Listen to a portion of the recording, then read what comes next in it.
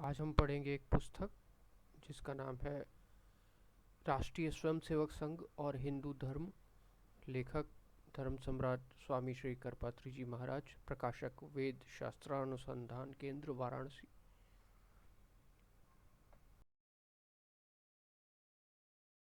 और हिंदू धर्म। धर्म सम्राट स्वामी श्री करपात्री जी महाराज। श्री सुधारवाद की अवधारणा का मूल आधार डार्विन की विकासवाद की थ्योरी है, जिसके अनुसार क्रमशः प्राणिक समूहों का विकास हो रहा है। उनके यहाँ संसार की उत्पत्ति एक आकस्मिक घटना के द्वारा परमाणुओं से हुई है तथा जैसे जैसे मनुष्यों में बुद्धि का विकास होता गया, उसी के अनुसार समाज को सुव्यवस्थित रखने के लिए धर्म में कल्पना करके कुछ नियम बनाए गए। किंतु हम वेद शास्त्रानुगामी सनातन धर्मावलंबी के अनुसार क्रियावान शाश्वत परमात्मा है। उसके द्वारा प्रदत्त वैदिक ज्ञान भी शाश्वत है। इसमें ऋतंभरा ज्ञान प्राप्त ऋषि मुनि भी त्रिकाल ज्ञान संपन्न होने के बावजूद भी कुछ भी परिवर्तन करने का साहस नहीं कर सकते। फिर विप्र विप्रलिप्सा कारणापवादी दोषों से युक्त सामान्य मनुष्यों की सामर्थ्य ही क्या है। गोलवरकर जी इत्यादि सभी समाज सुधारक वैदिक संस्कृति से पूर्ण परिचित न होने के कारण नई नई कल्पना करके समाज के सामने प्रस्तुत करते हैं, जो कि सर्वेश्वर चैतन्य द्वारा हस्ताक्षर प्रकाश किए। हिंदू धर्म का सनातन स्वरूप इसीलिए है कि वह त्रिकाल बाधित शाश्वत सत्य की अभिव्यक्ति करता है। वह व्यक्ति विशेष की मान्यताओं से परे अपौरुषेय है। देश काल परिस्थिति विशेष में मानव व्यवहार के जिस पक्ष की आवश्यकता होती है, धर्म के तत्कालीन व्याख्याता उसी पक्ष के को सामने प्रस्तुत करते हैं। उत्तरवर्ती काल में आचार्य कौटिल्य, भगवान शंकराचार्य, भक्त शिरोमणि महात्मा तुलसीदास ने यही किया। ब्रिटिश शासन से आज तक सामाजिक मूल्यों में जिस प्रकार परिवर्तन प्रारंभ हुए, पुनर्जागरण और धर्म सुधार आंदोलनों के रूप में उनकी अभिव्यक्ति हुई। सनातनी हिंदुओं ने उनका प्रतिवाद किया, धर्म से अविरुद्ध अंश का अपने में समावेश भी किया। इसी परंपरा में राष्ट्रीय आंदोलन के समय राष्ट्रवाद के पक्षों पर भी विचार हुआ। स्वतंत्रता के बाद राष्ट्रवाद दर्शन के रूप में विकसित होने लगा। हिंदू राष्ट्रवाद का सशक्त प्रसार राष्ट्रीय स्वयंसेवक संघ के सरसंघ चालक श्री गोलवरकर जी यानी गुरु जी ने किया। उन्होंने अपने को संघ के संगठन पक्ष तक सीमित रखने का प्रयास किया, लेकिन प्रसंगतः उन्हें कुछ सैद्धांतिक और मूलभूत बातों पर भी विचार व्यक्त करने पड़े। उनके विचार सर्वप्रथम हमारी राष्ट्रीयता में व्यक्त हुए, पुनः कुछ लेखादि देखने को मिलते रहे। इधर विचार नवनीत में प्रायः उनके समग्र विचारों का सारांश प्रकाशित हुआ। इन तमाम साहित्य को देखने पर शंका उत्पन्न हुई, श्री गोलवरकर जी ने संघ के सामने जिस हिंदू राष्ट्रवाद का आदर्श रखा है, वह हिंदू धर्म पर स्थिर है या नहीं, या उसके विपरीत भी है। यह अत्यंत मूलभूत प्रश्न हिंदू जनता के सामने आया। प्रायः 10 वर्ष पूर्व इस प्रश्न पर सर्वप्रथम डॉक्टर हरिहर नाथ त्रिपाठी, प्राध्यापक राजनीति शास्त्र विभाग, काशी हिंदू विश्वविद्यालय ने पूज्य स्वामी करपात्री जी को ध्यान दिलाया। फलतः उस समय जाति राष्ट्र संस्कृति पुस्तिका श्री स्वामी जी ने लिखी। उसे श्री गोलवरकर जी के पास भेजा गया। उस संबंध में उन्होंने पत्रोत्तर दिया, किंतु पुस्तिका का उत्तर नहीं दिया। इधर श्री गोलवरकर जी की पुस्तक बंच ऑफ थॉट्स उनके भाषणों आदि के संकलन रूप में प्रकाशित हुई। कुछ दिनों बाद उसका हिंदी रूप विचार नवनीत के रूप में आया। डॉक्टर त्रिपाठी ने पुनः इस पुस्तक पर श्री स्वामी जी का ध्यान दिलाया। इसी संदर्भ में प्रस्तुत पुस्तक लिखने और प्रकाशित करने का अवसर प्राप्त हुआ। श्री तुलसी मंदिर वाराणसी का देश में सर्वाधिक महत्व इसी अंश में है कि समग्र हिंदू धर्म की 16वीं शती तक उसके संदर्भ में व्याख्या रामचरितमानस के रूप में हुई और उसका प्रणयन केंद्र यही रहा। ऋषिकल्प महान युग दृष्टा श्री गोस्वामी तुलसीदास जी ने अपनी यही अंतिम इह लीला समाप्त की। उनके द्वारा स्थापित परंपरा का संबंध मुझे अन्यतम रूप से प्राप्त है। यह हमारा सौभाग्य है कि हिंदू धर्म और राष्ट्रवाद से संबंध विवेचन पर जो विचार प्रारंभ हुआ है, उसे प्रकाशित करने का अवसर पूज्य स्वामी करपात्री जी ने हमें दिया। प्रस्तुत पुस्तक का मूलोद्देश्य यह सिद्ध करना है कि श्री गोलवलकर जी द्वारा व्याख्यात हिंदू राष्ट्रवाद का संबंध हिंदू धर्म से है या नहीं। इस पर सबसे प्रामाणिक और आधिकारिक ढंग से कहने का हक पूज्य श्री स्वामी करपात्री जी को प्राप्त है। उन्होंने सभी पहलुओं से गोलवलकर जी की पुस्तकों के उद्धरण से सिद्ध किया है कि राष्ट्रीय स्वयंसेवक संघ के राष्ट्रवाद का संबंध हिंदू धर्म से नहीं है और वह पाश्चात्य, नात्सी या हिटलरी किस्म का है। यदि ऐसा है तो यह देश के लिए अत्यंत खेदजनक है। आज के सर्वाधिक महत्व प्राप्त सनातनी धर्माचार्य अभिनव शंकराचार्य पूज्य स्वामी करपात्री जी की मान्यता की उपेक्षा श्री गोलवलकर जी नहीं कर सकते। इसमें किसी भी प्रकार की नीति यही होगी कि प्रस्तुत विषय पर खुलकर विचार किया जाए। यदि विचार रूप में हमें कोई सामग्री हमें श्री गोलवलकर जी से प्राप्त होती है तो हम उसे भी प्रकाशित करेंगे। हम वादे वादे जायते तत्व बोधः के पक्षपाती हैं। हमारा लक्ष्य सत्य के वास्तविक स्वरूप को सामने लाना है। प्रस्तुत पुस्तक के संपादन का दायित्व श्री डॉक्टर हरिहर नाथ त्रिपाठी ने स्वीकार किया। उसके प्रकाशन की व्यवस्था आदि में हमें श्री आनंद बहादुर सिंह, श्री शिवनारायण उपाध्याय, श्री कृष्णदत्त द्विवेदी एवं श्री गिरजा शंकर सिंह ने पर्याप्त सहयोग दिया। इन्हीं महानुभावों के सहयोग से ही पुस्तक का प्रस्तुत रूप सामने आ सका। हम सभी के प्रति आभारी। हमें पूर्ण विश्वास है कि प्रस्तुत पुस्तक अपने मूलोद्देश्य में अवश्य सफल होगी और देश का जागरूक नागरिक इससे आवश्यक लाभ उठाएगा। वीरभद्र मिश्र, तुलसी मंदिर, कार्तिक पूर्णिमा, संवत 2027। अनुक्रम: प्रामाण्य विचार, हिंदू धर्म और उसका आधार, व्याख्याता एवं प्राचीनता, धर्म और संस्कृति, राष्ट्रीयता, साम्यवाद, संघ की कार्यशैली, व्यवहारिक कूटजाल और सैद्धांतिक भ्रम। प्रामाण्य विचार: प्रमेय की सिद्धि प्रमाण पर निर्भर होती है। प्रमाण शून्य विचारवाद सिद्धांत सब अप्रामाणिक, भ्रांत, विनश्वर अतः च हेय समझे जाते हैं। जैसे रूप जानने के लिए निर्दोष नेत्र का प्रमाण आवश्यक होता है, गंध के लिए घ्राण, शब्द के लिए श्रोत, रस के लिए रसना, स्पर्श के लिए त्वक, सुख दुख के लिए मन प्रमाण अपेक्षित होते हैं, वैसे ही अनुमेय प्रकृति परमाणु आदि के जानने के लिए हेत्वाभासों पर अनाधारित व्याभाचरादि दोष शून्य व्याप्ति ज्ञान या व्याप्त हेतु पर आधारित अनुमान अपेक्षित होता है। ठीक वैसे ही धर्म, ब्रह्म आदि अतीन्द्रिय अनुन्मेय पदार्थों को समझने के लिए स्वतंत्र शब्द प्रमाण अपेक्षित होते हैं। संसार में सर्वत्र पिता माता को जानने के लिए पुत्र को शब्द प्रमाण की आवश्यकता होती है।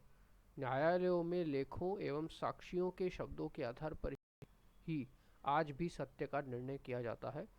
फिर भी वैदिक शब्द प्रामाण्य उससे विलक्षण होता है। लोक में शब्द कहीं भी स्वतंत्र प्रमाण नहीं होते, किंतु वे प्रत्यक्ष एवं अनुमान पर आधारित होते हैं। उनके आधारभूत प्रत्यक्ष तथा अनुमान में दोष होने अथवा वक्ता के भ्रम, प्रमाद, विप्रलिप्सा, कारणापाटव आदि दोषों से दूषित होने के कारण उनमें कहीं अप्रामाण्य भी होता है। दोष शून्य प्रत्यक्षादि प्रमाणों पर आधारित समाहित निर्दोष प्राप्त वक्ता के शोधों का प्रामाण्य होता है, परंतु अपरुषेय मंत्र, ब्राह्मण रूप वेद तो सदा प्रमाण ही होते हैं, अप्रमाण नहीं। शब्द का प्रामाण्य सर्वत्र मान्य है, उसका अप्रामाण्य वक्ता के भ्रम, प्रमाद आदि दोषों पर ही निर्भर होता है। अगर कोई ऐसे भी शब्द हो जो किसी वक्ता से निर्मित न हो, तो उनके वक्त दोष से दूषित न होने के कारण अप्रामाण्य का कारण न होने से स्वतः उनका स्वतः प्रामाण्य मान्य होता है। ऐसे ही उपमान, अर्थपत्ति और अनुपलब्धि प्रमाण भी मान्य होते हैं।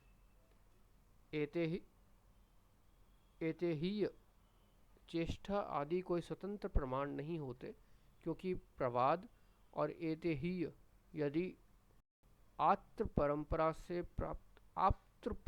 प्राप्त है तो आप्त वाक्य में ही आ जाते हैं। अनुमापक होने से अनुमान में ही निहित समझे जाते हैं। जिन ग्रंथों या वाक्यों का पठन एवं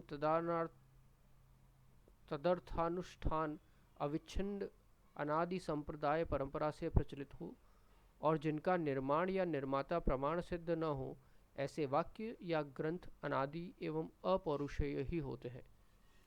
मंत्र ब्राह्मणात्मक शब्द राशि इसी दृष्टिकोण से अनादि अपौरुषेय मानी जाती है। गौ, घट, पट आदि बहुत से शब्द भी जिनका निर्माण प्रमाण सिद्ध नहीं है और वे अनादि काल से व्यवहार में प्रचलित हैं, नित्य माने जाते हैं। नैयायिक, वैशेषिक आदि के मतानुसार यद्यपि वर्ण एवं शब्द सभी अनित्य ही माने जाते हैं, तथापि पूर्वोत्तर मीमांसकों की दृष्टि से वर्ण नित्य ही होते हैं, क्योंकि अ, क, च, ट, त, प आदि वर्ण प्रत्येक उच्चारणों में एक रूप से ही पहचाने जाते हैं।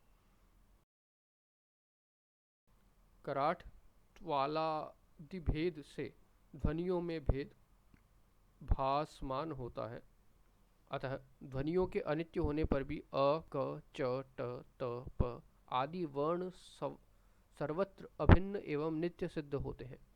नियत वर्णों के नियत आनुपूर्वी को ही शब्द एवं नियत शब्दों की नियत आनुपूर्वी को वाक्य कहा जाता है।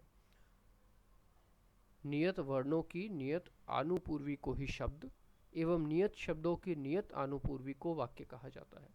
यद्यपि वर्णों के नित्य एवं विभु होने से उनका देशकृत तथा कालकृत पौर्वापर्य असंभव ही होता है और पौर्वापर्य न होने से शब्द और वाक्य रचना असंभव ही है, तथापि कंठ तालवादि जनित वर्णों की अभिव्यक्तियां अनित्य ही होती हैं, अतः उनका पौर्वापर्य संभव है और उसी के आधार पर पदत्व तथा वाक्यत्व भी बन जाता है। यद्यपि वर्णाभिव्यक्तियों के अनित्य होने से पदों एवं वाक्यों की भी अनित्यता ही ठहरती है, तथापि जिन पदों एवं वाक्यों का प्रथम उच्चार्यता या पूर्वानुपूर्वी निरपेक्ष आनुपूर्वी निर्माता प्रमाण सिद्ध नहीं है, उन पदों एवं वाक्यों के प्रवाह रूप से नित्य ही माना जाता है। रघुवंश आदि के प्रथम आनुपूर्वी निर्माता या उच्चार्यता कालिदास आदि हैं, परंतु वेदों का अनादि आचार्य परंपरा से ही अनादि अध्ययन अध्यापन चलता आ रहा है, अतः उनका निर्माता या प्रथमोच्चार्यता कोई नहीं है। रघुवंश आदि के उच्चार्यता अस्मादादि भी हो सकते हैं, परंतु प्रथमोच्चार्यता कालिदास आदि ही है। अस्मादादि तो पूर्वानुरूपसी व्यपेक्ष ही उच्चार्यता है, निरपेक्ष उच्चार्यता नहीं है। वेदों का कोई भी निरपेक्ष उच्चार्यता या प्रथमोच्चार्यता नहीं है। सभी अध्यापक अपने पूर्व के अध्यापकों से ही वेद का अध्ययन या उच्चारण करते हैं, इसीलिए वेद अनादि एवं नित्य माने जाते हैं। गौ घटादि शब्दों का नित्यत्व वैयाकरण एवं पूर्वोत्तर मीमांसक भी मानते हैं और शब्द की शक्ति भी जाति में मानते हैं, इसलिए शब्द और अर्थ का संबंध शक्ति या संकेत भी नित्य ही मान्य होता है। यद्यपि डित्थ, डवित्थ आदि यदृशा शब्दों के समान कुछ शब्द साधी भी होते हैं, तथापि तदभिन्न पुरायजनक सभी साधु शब्द अनादि और नित्य ही होते हैं। हम अनादि काल से ही गो, घट आदि शब्दों और उनके अर्थों के संबंधों का वृद्ध व्यवहार परंपरा से ज्ञान प्राप्त करते हैं। इन्हीं शक्ति ग्राहक हेतु व्याकरण काव्य कोशादि में वृद्ध व्यवहार को ही मूर्धन्य माना जाता है। जैसे धूम्र और वही का संबंध यद्यपि स्वाभाविक संबंध होता है तथा धूम वही का व्याप्ति संबंध ज्ञात होने पर ही धूम में वही का अनुमान होता है, अन्यथा नहीं। उसी तरह शब्द एवं अर्थ का स्वाभाविक संबंध होने पर भी व्यवहार आदि द्वारा संबंध ज्ञान होने से ही शब्द भी स्वार्थ का बोधक होता है। यद्यपि न्यायिक, वैशेषिक आदि शब्द एवं अर्थ के संबंध को ईश्वरकृत होने से अर्थ और उसके संबंध को अनित्य ही मानते हैं, तथापि सृष्टि प्रलय की परंपरा अनादि होने से सभी सृष्टियों में संबंध समान पूर्वक से होते हैं, अतः उनके यहाँ भी शब्द, अर्थ और उनके संबंध प्रवाह रूप से नित्य ही होते हैं। पूर्वोत्तर मीमांसक वर्ण पद एवं पद पदार्थ संबंध तथा वाक्य एवं वाक्य समूह वेद को भी नित्य मानते हैं। इतिवृत्त वेत्ता भी के पुस्तकालयों में सर्व प्राचीन पुस्तक ऋग्वेद को ही मानते हैं। लोकमान्य तिलक ने ओरायन में युधिष्ठिर से भी हजारों वर्ष पूर्व वेदों का अस्तित्व सिद्ध किया है। ये लोकमान्य तिलक जी की एक पुस्तक थी जिसका नाम था the Arctic home of the Vedas, Arctic home in Vedas. ठीक है। दीनानाथ चुलेट ने कई मंत्रों को लाख वर्ष प्राचीन सिद्ध किया है। मनु, व्यास, जैमिनी प्रभृति ऋषियों तथा स्वयं वेद ने भी वेद वाणी को नित्य कहा है। वेद शब्देभ्य एवादो पृथक संस्थाश्चयनियमे मनु अतएव च नित्यत्वम् ब्रह्मसूत्र से वाचा विरूपनित्य और औत्पत्तिकस्तु शब्दस्थयात्रेन संबंध जैमिनी सूत्र। व्याकपदीयकार के अनुसार प्रत्येक ज्ञान के साथ सूक्ष्म रूप से शब्द का सहकार रहता है। कोई भी विचारक किसी भाषा में ही विचार करता है। न सोस्ति प्रत्ययो लोके यह शब्दानुगामदते जानति इच्छति अथ करोति के अनुसार ज्ञान से इच्छा एवं इच्छा से ही कर्म होते हैं। ज्ञानजन्या भवदिच्छा, इच्छाजन्या भवेत् कृति। अतः सृष्टि निर्माण के लिए ईश्वर को भी ज्ञान यानी विचार, इच्छा एवं कर्म का आलंबन लेना पड़ता है। जिस भाषा में ईश्वर सृष्टि के अनुकूल ज्ञान या विचार करता है वही भाषा वैदिक भाषा है। ईश्वर एवं उसका ज्ञान अनादि होता है, अतएव उसके ज्ञान के साथ होने वाली भाषा और शब्द भी अनादि ही हो सकते हैं। वे ही अनादि वाक्य समूह वेद कहलाते हैं। बीज एवं अंकुर के समान ही सोने जागने की, जन्म मरण की, सृष्टि प्रलय की, कर्म एवं कर्म फल की परंपरा भी अनादि ही होती है। अनादि प्रपंच का शासक परमेश्वर भी अनादि ही होता है। अनादिशिष्ट यानी शासित जीव एवं जगत पर शासन करने वाले अनादि शासक परमेश्वर का शासन संविधान भी अनादि ही होता है। वही शासन संविधान वेद है। विशेष जानकारी के लिए वेद प्रामाण्य मीमांसा संस्कृत एवं वेद का स्वरूप और प्रामाण्य हिंदी में लिखित ग्रंथ देखें। आजकल के वैचारक के नाम पर निष्प्रमाण बहुत विशृंखल पूर्वापर विरुद्ध कहते और लिखते हैं। वे प्रमाण से दूर भागते हैं। श्री माधवराव सदाशिवराव गोलवलकर की विचार नवनीत नामक एक पुस्तक प्रकाशित हुई है। उसमें उन्होंने कहा है कि हमारी सांस्कृतिक परंपरा का दूसरा विशिष्ट पहलू ये है कि हमने किसी भी ग्रंथ को अपने धर्म और संस्कृति की एकमेव सर्वोच्च सत्ता नहीं माना है। हमारे सभी धर्म ग्रंथ मानव जीवन के एकमेव लक्ष्य के विभिन्न पहलुओं एवं भागों के स्पष्टीकरण मात्र हैं। संघ ने अपने विचारों को प्रकट करने के लिए किसी एक पुस्तक को अधिकृत रूप से न स्वीकृत किया है न तैयार किया है। आगे आप कहते हैं कि एक बार एक धार्मिक नेता ने मुझसे पूछा, वह कौन सी पुस्तक है जिसका आप अनुसरण करते हैं? मैंने उत्तर दिया, यदि हम अपने आप को एक पुस्तक के शब्दों तक ही सीमित रखेंगे तो हम किसी भी प्रकार उन मुस्लिम और ईसाइयों से अच्छे नहीं होंगे जिनका धर्म केवल एक पुस्तक पर टिका है और इसलिए हमारी निष्ठा आदर्श के प्रति है, उससे कम के लिए अथवा अन्य किसी के लिए नहीं।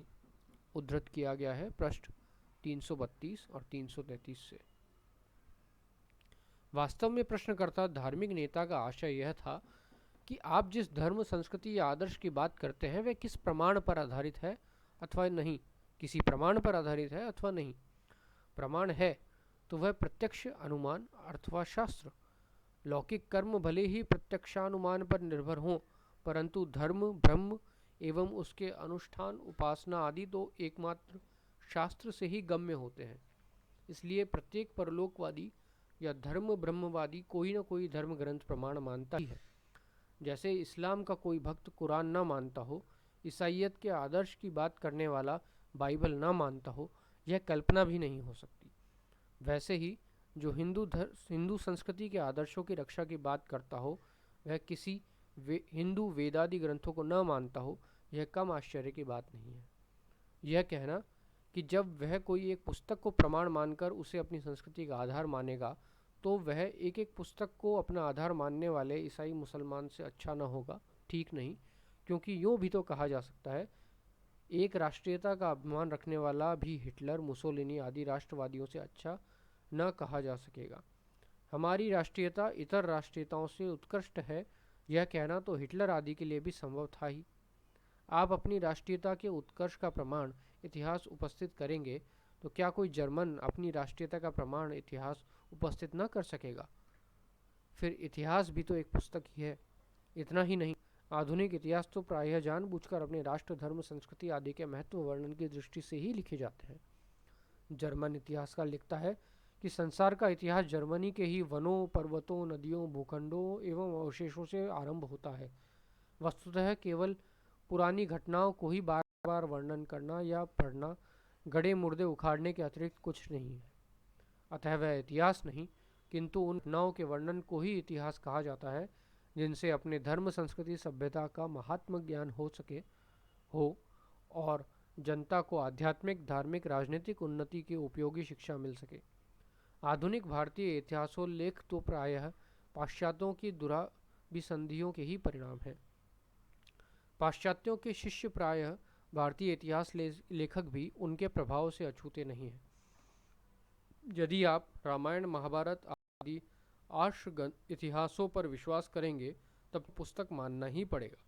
फिर पुस्तक न मानने से पिंड कैसे छूटेगा?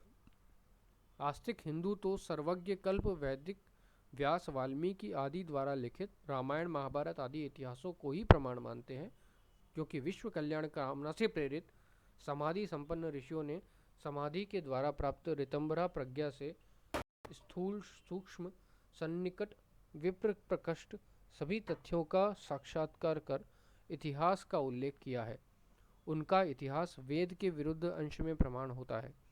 उनके आश्र इतिहासों के अविरुद्ध ही अन्य भी इतिहास मान्य हो सकते हैं।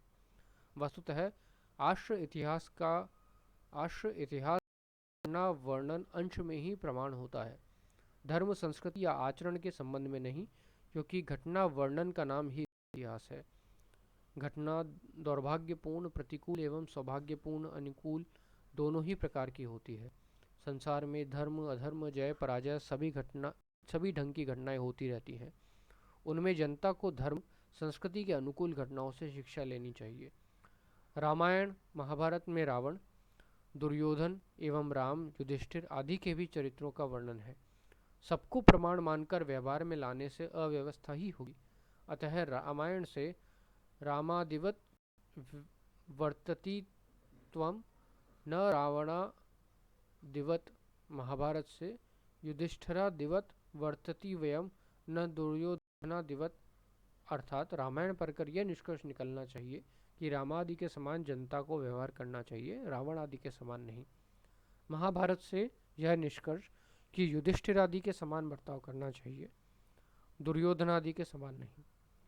वहाँ भी क्यों रामादि का व्यवहार घाह्य है, क्यों रावणादि का व्यवहार अनअनुकरणीय है? इसका भी अंतिम उत्तर यही है कि रामादि एवं युधिष्ठिरादि का व्यवहार वेदादि शास्त्रों के अनुसार था, अतः अनुकरणीय था। रावण आदि का व्यवहार वेदादि विरुद्ध होने से ऐतिहासिक होने पर भी अनुकरणीय नहीं है। इस तरह अंत में हर एक राष्ट्र एवं जाति को अपने धर्म, संस्कृति, सभ्यता एवं राष्ट्रीयता का आधार कोई न कोई ग्रंथ यानी पुस्तक मानना ही पड़ता है। हाँ, आप एक पुस्तक का प्रामाण्य न माने, अनेक पुस्तकों का प्रामाण्य माने, पर कम से कम एक ग्रंथ तो मानना ही पड़ेगा। आप स्वयं भी अपनी पुस्तक में अनेक पुस्तकों से प्रमाणभूत वचनों को अपने मंतव्य की पुष्टि के लिए उद्धृत करते हैं, भले ही पुस्तक का नाम न ले। यहाँ तक कि कम्युनिस्ट, सोशलिस्ट, कांग्रेसी भी अपने अपने मतों की पुष्टि में शास्त्रों के प्रमाण वचनों का उदाहरण देते हैं। कोई कोई पुस्तकों का नाम भी बड़े गौरव से लेते हैं। अतः ये सब एक ही नहीं, सैकड़ों पुस्तकों का प्रामाण्य मानकर ही उनका वचन उद्धृत करते हैं। फिर इस तरह आप कांग्रेसी, कम्युनिस्ट या सोशलिस्ट से अच्छे कैसे सिद्ध हो सकेंगे? वस्तुतः आप लोग एक नहीं, वेद से लेकर रामचरितमानस तक सैकड़ों पुस्तकों को प्रमाण मानते हैं, परंतु उससे बंधते नहीं। किसी पुस्तक में आप लोगों के अनुकूल जो वचन हैं उन्हें मान लेंगे, आपके मंतव्यों व्यवहारों के विरुद्ध जो वचन होगा उन्हें आप बेखटके ठुकरा देंगे। पर यह अर्ध कुक्कुटी न्याय है। जैसे कोई मुर्गों के आधे अंश को खाना चाहे, आधे को अंडा देने के लिए रखना चाहे। विचार विनिमय के लिए आवश्यक है कि जिस प्रमाण को माना जाए उसे संपूर्ण रूप से माना जाए, तभी उसी प्रमाण के आधार पर विपक्ष की बातें भी मानने को बाध्य होना पड़ता है। परंतु अपनी बात सिद्ध करने के लिए आप सब शास्त्रों को मानते हुए विपक्षी द्वारा प्रत्युत्थापित उन्हीं शास्त्रों के वचनों के संबंध में कह देंगे, हम किसी पुस्तक को अपने मत का आधार नहीं मानते। गीता और उपनिषदों के हजारों वचनों को आप उद्धृत करेंगे, परंतु जब यह आपके सामने यह शास्त्र विधि मुत्सृज्यते वर्तते कामकारतः न स सिद्धिं व्याप्नोति न सुखम न परागतिम तस्मात् शास्त्रं प्रमाणं ते कार्यकार्याव्यवस्थितो ज्ञात्वा शास्त्र विधानोक्तं कर्म कर्तुमर्हसि। जो शास्त्र विधि को छोड़कर मनमाना काम करता है वह सिद्धि, सुख, परागति कुछ भी नहीं पाता। इसलिए तुम्हारी कर्तव्य अकर्तव्य की व्यवस्था में शास्त्र ही परम प्रमाण है। अतः शास्त्र विधान से उक्त कर्मों को जानकर ही उनका अनुष्ठान करो। ऐसे गीता के ही वचन रखे जाएंगे, तब आप उन्हें मानने से इनकार कर देंगे। मनु की खूब प्रशंसा करेंगे, मनु के वचनों को अपने मंतव्य सिद्धि के लिए खूब प्रयोग करेंगे, परंतु जब मनु का ही धर्म जिज्ञासमानानां प्रमाणम परमम श्रुति, धर्म जिज्ञासुओं के लिए श्रुति परम प्रमाण है, ऐसा वचन आपके समक्ष रखा जाएगा, तब आप उसे भी अस्वीकार कर देंगे। फिर ऐसा ही करने वाले संस्कृति विरोधी नास्तिक या अर्ध नास्तिक कम्युनिस्टों, कांग्रेसियों से आप अच्छे कैसे सिद्ध हो सकेंगे? वस्तुतस्तु अपने धर्म, संस्कृति या संगठन का आधार किसी धर्म ग्रंथ को न मानने से ही ईसाई मुसलमानों से अच्छा नहीं बना जा सकता, किंतु उनसे भी निकृष्ट जाना पड़ता है। ईसाई मुसलमान कम से कम एक पुस्तक को तो मानते हैं, उनके दीन, ईमान, संस्कृति, धर्म का कोई आधार तो है, परंतु जिस संस्कृति का कोई आधारभूत प्रमाण ही नहीं हो, वे तो उससे भी गए बीते ही समझे जाएंगे। जो किसी धर्म ग्रंथ को प्रमाण नहीं मानते हैं, उनके यहाँ मूर्ति में देवत्व किस प्रमाण से सिद्ध होगा? जनना शौच, मरना शौच का निर्णय कैसे होगा? उपनयन, विवाह आदि संस्कार किस आधार पर होगा? गंधर्व चर्म की अपेक्षा व्याघ्र चर्म की पवित्रता किस आधार पर सिद्ध होगी? नर शिरः कपाल भी शंख के तुल्य क्यों पवित्र नहीं? गोमूत्र के तुल्य ही अन्य मूत्र पवित्र क्यों नहीं? अन्य नदियों से गंगा क्यों पवित्र है? सपिंड सगोत्र विवाह क्यों निषिद्ध है? भाई बहन का विवाह क्यों निषिद्ध माना जाए? शास्त्र प्रामाण्यवादी तो अपौरुषेय वेद एवं आर्ष वचनों के आधार पर इनकी व्यवस्था करता है, परंतु जो किसी भी ग्रंथ को नहीं मानता वह क्या करेगा? यदि किन्हीं अंशों में वेदादि धर्मशास्त्रों का प्रामाण्य मान्य हो, तो अन्य अंशों में प्रामाण्य क्यों नहीं? यदि आप उन्हीं ग्रंथों के किन्हीं अंशों के बल पर अपनी बात की पुष्टि करके दूसरों को मानने के लिए बाध्य करते हैं, तो उन्हीं ग्रंथों के अन्य अंशों को मानने में आप भी क्यों नहीं बाध्य किए जा सकते? कोई भी विचार विनिमय तभी तक चल सकता है जब तक दोनों ही पक्ष किसी समान आधार को लेकर साधन बाधन में प्रवृत्त हों। इसलिए जो शास्त्र प्रामाण्यवादी नहीं है, उसके प्रति शास्त्र प्रामाण्य का स्थापन नहीं किया जा सकता। यदि अन्य राष्ट्रीयताओं के संकुचित होने पर भी आपकी राष्ट्रीयता शुद्ध एवं उत्कृष्ट हो सकती है, तब तो इसी तरह अन्य संप्रदायों के आधारभूत ग्रंथों के पौरुषेय होने से उनमें भ्रम, प्रमाद आदि दूषण मूलकता हो सकती है, परंतु अपौरुषेय, ईश्वरीय, निःश्वसित, अकृत्रिम शब्द राशि वेद में भी शुद्धता, पूर्णता, निर्दोषता एवं पूर्ण प्रामाणिकता ही हो सकती है। फिर वेदादि शास्त्रों को संस्कृति का आधार मानने से पौरुषेय ग्रंथ वाले अन्य सभी की अपेक्षा आप में अच्छाई क्यों नहीं हो सकती। शास्त्रहीन राष्ट्रीयता। आप कहते हैं कि प्रेरणा का वास्तविक और चिरकालिक स्रोत राष्ट्रीयता की शुद्ध भावना से ही प्राप्त हो सकता है। हम सबकी पवित्र जननी भारत माता के लिए जाज्वल्यमान प्रेम की भावना, एक ही माता के पुत्र होने के नाते एक एवं अविभाज्य भ्रातृत्व की चेतना और अपने राष्ट्र के वैभवशाली अतीत में अपने अनुपम सांस्कृतिक उत्तराधिकार में गर्व तथा अपनी भारत माता को विश्व के राष्ट्रों के मध्य उसके पुरातन वैभव एवं सम्मान के साथ देखने की आकांक्षा ही सतत एवं सशक्त प्रेरणा के रूप में कार्य कर सकती है। इस प्रेरणा से देश के बड़े से बड़े और छोटे से छोटे व्यक्ति भी एक साथ खड़े होकर उनमें जो कुछ श्रेष्ठतम है देश के हित से प्रस्तुत कर सकते हैं। केवल वही हमारे लोगों की अजेय शक्ति को वर्तमान संकट में पूर्णतया क्रियाशील बनाएगी तथा अजेय एवं एकात्म भारत माता के प्रेरणादायी उस स्वरूप की उन्हें अनुभूति कराएगी जिसके एक हाथ में कमल अर्थात उत्तम लोगों का वरदान देने की शक्ति तथा दूसरे हाथ में चक्र अर्थात दुष्टों का संहार करने की शक्ति होगी एवं साक्षात ब्रह्म तेज और छत्र तेज की मूर्ति भी होगी। उद्धरण किया गया है पृष्ठ 322 से। परंतु भावना सिवा भ्रांति के और कुछ नहीं, विदुर परिभावती कामिनी साक्षात्कार ब्रह्म रूप ही माना जाता है। गुंजापुंज में अग्नि की भावना करने वाला उसमें भावना वशात कभी सत्य अग्नि नहीं पा सकता है। प्रतीकोपासना शास्त्र प्रमाण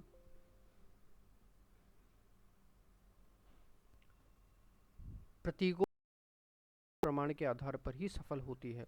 शालीग्राम में विष्णुदी, नर्मदेश्वर में शिव बुद्धि का मूल आधार शास्त्र ही है।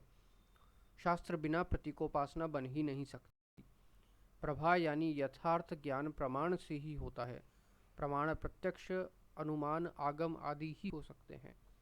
भक्ति या भावना स्वतंत्र रूप से प्रभाजनक प्रमाण नहीं होते। प्रमाण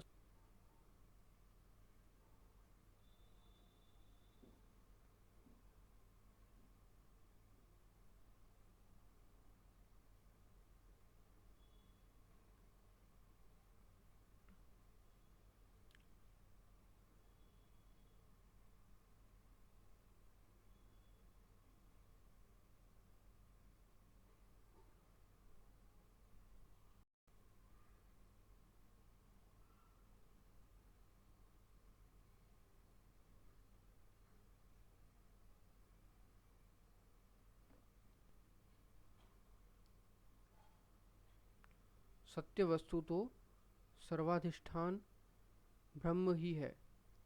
रामायण के राम और भागवत के कृष्ण, विष्णु पुराण के विष्णु, शिव पुराण के शिव एक ब्रह्म ही के भिन्न भिन्न नामांतर हैं। सभी प्रतीकों की अपेक्षा ब्रह्म या राम का महत्व बहुत अधिक है। हाँ, स्थूलदर्शियों के लिए वह ब्रह्म या राम सुलभ नहीं है, इसीलिए उनकी चल अचल मूर्तियों तथा प्रतीकों की पूजा की जाती है। प्रतीकों मूर्तियों में भी शास्त्र विधि से देवता का आवाहन प्रतिष्ठापन किया जाता है। इसी प्रकार ध्वजों में भी देवता का आवाहन प्रतिष्ठापन किया जाता है। अर्जुन के कपि ध्वज में कपि हनुमान स्वयं विराजते थे। कभी कभी वे अपने गर्जन से भीम के खूब आप्यापित कर देते थे, परंतु जो शास्त्र या धर्म ग्रंथ से भागता है उसकी तो शुष्क भावना निष्प्राण ही होती है। यूँ तो जड़वादी कम्युनिस्ट भी अपने झंडे का सम्मान करते हैं। सभी राष्ट्रों के झंडे आदरणीय होते हैं। इस दृष्टि से कोई भी ध्वज राष्ट्र का प्रतीक मानकर आदरणीय हो ही सकता है। इतने पर भी यदि भगवा ध्वज में असाधारणता बताई जा सकती हो तो सभी ऋषि महर्षियों द्वारा स्मृतियों, पुराणों, रामायण, भारत आदि इतिहासों, तंत्रों, आगमों द्वारा सम्मानित वेदादि सदग्रंथों की असाधारणता क्यों नहीं मान्य हो सकती। अतः रामकृष्ण आदि देवों तथा वेदादि किन्हीं धर्म ग्रंथों को सर्वोपरि महत्व न देकर भगवा ध्वज को महत्व देने में कोई युक्ति, तर्क या प्रमाण नहीं है। भगवा ध्वज हमारे राष्ट्रत्व का प्रतीक है। उद्धरण पृष्ठ 334। यह कथन ही सिद्ध करता है कि उसके लिए प्रमाण अपेक्षित है। कारण प्रतीकोपासना अवश्य ही प्रमाण सापेक्ष है। ध्वज स्वयं प्रत्यक्ष, अनुमान, आगम आदि प्रमाणों में से कोई प्रमाण नहीं है। भावना वाला भक्त भावना के साथ उसकी पूजा करता रहे, उससे भले प्रेरणा लेता रहे, पर वह सप्रमाण होने से ही सजीव हो सकता है। प्रमाण बिना तो निर्जीव ही रहता है। शास्त्र बिना धर्म सिद्ध नहीं होता है। श्री गोलवलकर और उनके राष्ट्रीय स्वयंसेवक संघ ने शास्त्र का प्रामाण्य नहीं अंगीकार किया, इसीलिए वे धर्म स्वरूप के निर्णय में भी सफल नहीं हुए। श्री गोलवलकर विचार नवनीत पुस्तक के 34-35 पृष्ठ में लिखते हैं कि हमारे देश के कुछ पवित्र सूत्र यज्ञोपवीत धारण करते हैं, जबकि कुछ लोग धारण नहीं करते। कुछ लोग चोटी रखते हैं, कुछ नहीं। ये वस्तुएं उनके लिए कुछ अर्थ रखती हैं जो उन्हें मानते हैं। वे हमारे सर्वव्यापी धर्म के छोटे छोटे बाह्य लक्षण मात्र हैं। उन्हीं को धर्म समझ लेने का भ्रम नहीं होना चाहिए। इन पंक्तियों को पढ़कर आश्चर्य होता है। जो हमारे धर्म, संस्कृति और राष्ट्र के उद्धारक होने का दावा करते हैं, जो संस्कृति और धर्म का गीत गाते हैं, उनके ये विचार हैं। उनकी इन पंक्तियों को पढ़कर यह भ्रम निकाल देना चाहिए कि धर्म और संस्कृति के रक्षक हैं। वस्तुतः शिखा यज्ञोपवीत हिंदुओं के लिए सब धर्मों की जड़ है। शास्त्र वचन है, सदोपवीतिना भाव्यम सदा वद्य शिखेन च विशिखो व्युत्पत्तिश्च यत् करोति न तत्तम। बोधायन। सदा यज्ञोपवीत धारण कर रखना चाहिए और सदा वद्य शिख रखना चाहिए, क्योंकि शिखा यज्ञोपवीत के बिना जो भी किया जाता है अकृत के समान व्यर्थ होता है। वेदों के 80,000 कर्मकांड बोधक मंत्रों एवं उपासना बोधक मंत्रों का अधिकार प्राप्त करने के लिए 86 चतुरंगल का यज्ञोपवीत धारण किया जाता है। शास्त्रीय विधि के अनुसार शिखा यज्ञोपवीत त्याग करके 4000 ज्ञान प्रकाशक मंत्रों के अर्थाभ्यास का अधिकार प्राप्त होता है। संन्यास में भी दंडगत मुद्रा आदि के रूप में यज्ञोपवीत रहता है। उस समय शिखा भी ज्ञानमयी रहती है। यदि शास्त्र सिद्ध वैदिक कर्म कांड के प्रतीक शिखा यज्ञोपवीत का आदर हट जाएगा तो भगवा वस्त्र या ध्वज का सम्मान भी कैसे रह सकेगा। वस्तु स्थिति तो यह है कि भगवा वस्त्र का विधान तो कुछ निवृत्ति मार्गियों के लिए ही है, परंतु शिखा यज्ञोपवीत तो ब्रह्मचर्य, गृहस्थ, वानस्थों तथा शंकर, रामानुज, निम्बार्क, मध्व, वल्लभादि सभी संप्रदायों में मान्य है। कांग्रेस, कम्युनिस्ट, सोशलिस्ट आदि सभी पार्टियों के हिंदू, यहाँ तक कि राष्ट्रीय स्वयंसेवक संघ के जनसंघ के भी ब्राह्मण आदि इसका सम्मान करते हैं। फिर अनादि शास्त्र, संप्रदाय, परंपरा सिद्ध वैदिक धर्म संस्कृति के प्रतीक शिखा यज्ञोपवीत को नगण्य समझने से कृत्रिम ध्वज का सम्मान कहाँ तक टिक सकेगा। शिखा तो हिंदू मात्र का असाधारण अकृत्रिम झंडा है। इसके लिए कितनी ही कुर्बानियां हुई हैं। लाखों व्यक्तियों ने शिखा के बदले सिर दे दिया, पर शिखा नहीं। वेदों, उपनिषदों में सर्वत्र वैदिक धर्म, कर्म, ज्ञानोपासना के लिए वेद एवं वेदार्थ का ज्ञान आवश्यक बतलाया गया है, परंतु उस वेद की प्राप्ति उपनयन संस्कार के बिना नहीं होती। उपनयन वेदाध्ययन का अंग है। यह बात पूर्व मीमांसा और उत्तर मीमांसा दोनों के ही शूद्राधिकरण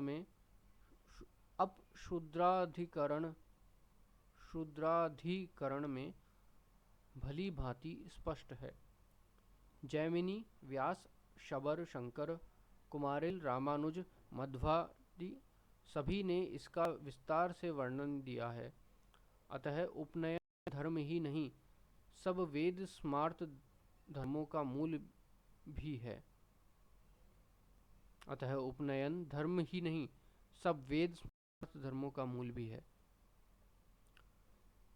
शूद्र, अंत्यज आदि के लिए भी शिखा विधान है और उनके लिए विशेष रूप से ऋषियों ने इतिहास, पुराण, तंत्रों, आगमों के रूप में वेदार्थ का प्रतिपादन कर उनके धर्मों का निरूपण किया है। जैसे प्रकृति एवं योग्यता के अनुसार चिकित्सा की जाती है, वैसे धर्म व्यवस्था भी प्रकृति व योग्यता के अनुसार अधिकार सापेक्ष होती है। राजसूय यज्ञ में केवल क्षत्रिय का ही अधिकार है, ब्राह्मण का नहीं। कई यज्ञों में शूद्र का ही अधिकार है, ब्राह्मण आदि का नहीं। अस्तु। आगे आप धर्म की दोहरी परिभाषा बताते हुए कहते हैं, प्रथम तो मनुष्य के मस्तिष्क को उचित पुनर्वसन तथा द्वितीय है सामंजस्यपूर्ण सांघिक अस्तित्व के लिए विविध प्रकार के व्यक्तियों के लिए अनुकूल बनाना, अर्थात समाज धारणा के लिए एक उत्तम व्यवस्था। पहली परिभाषा का स्पष्टीकरण करते हुए वे कहते हैं, मनुष्य का मन एक पशु के समान है, वह कितनी ही वस्तुओं के पीछे भागता है और सभी के साथ एक हो जाता है। साधारणतया मन यह विचार करने के लिए नहीं रुकता कि क्या ठीक है और क्या गलत। वह अपनी आकांक्षाओं की पूर्ति के लिए किसी भी स्तर तक नीचे झुक सकता है। ऐसे मन के साथ मनुष्य की साधारण पशु स्तर से उच्च उठने की संभावना नहीं होती। अतएव मन को आत्म संयम एवं कुछ अन्य महान गुणों से संस्कारित करना है। अच्छे आचरण के वे लक्षण भगवत गीता एवं हमारे अन्य पवित्र ग्रंथों में विविध संदर्भों में उल्लिखित हैं। उन्होंने शरीर के लिए 5 यमों और मन के लिए 5 नियमों का वर्णन किया है। दूसरा है सामाजिक पहलू। मनुष्य के जीवन का संपूर्ण समाज के व्यापक हितों के साथ तालमेल बैठाना चाहिए। दोनों ही स्वरूप एक दूसरे के पूरक होते हैं। प्रथम पहलू की परिभाषा है, यतो अद्बुद्ध्यानि श्रेयसः सिद्धि सधर्मः। इसका अर्थ है कि धर्म एक प्रकार की व्यवस्था है जो मनुष्य की अपनी इच्छाओं पर संयम रखने को प्रोत्साहित करती है और संपन्न भौतिक जीवन का उपयोग करते हुए भी दैवीतत्व अथवा शाश्वत सत्य की अनुभूति के लिए क्षमता का निर्माण करती है। द्वितीय स्वरूप है धारणात् धर्म मिथ्याहु धर्मो धारतेय प्रजाः, जिसका अर्थ है कि वह शक्ति जो व्यक्तियों को एकत्रित लाती है और उन्हें समाज के रूप में धारण करती है, धर्म है। इन दो परिभाषाओं का मेल प्रकट करता है कि धर्म की स्थापना का अर्थ एक ऐसे सुसंगठित समाज का निर्माण है जिसमें प्रत्येक व्यक्ति समाज के अन्य व्यक्तियों के साथ अपने एकत्व का अनुभव करता है तथा दूसरों के भौतिक जीवन को अधिक संपन्न, अधिक सुखमय बनाने के लिए त्याग की भावना से अनुप्राणित होता है एवं उस आध्यात्मिक जीवन का विकास करता है जो उससे सत्य, चरम सत्य की अनुभूति की दिशा में ले जाता है।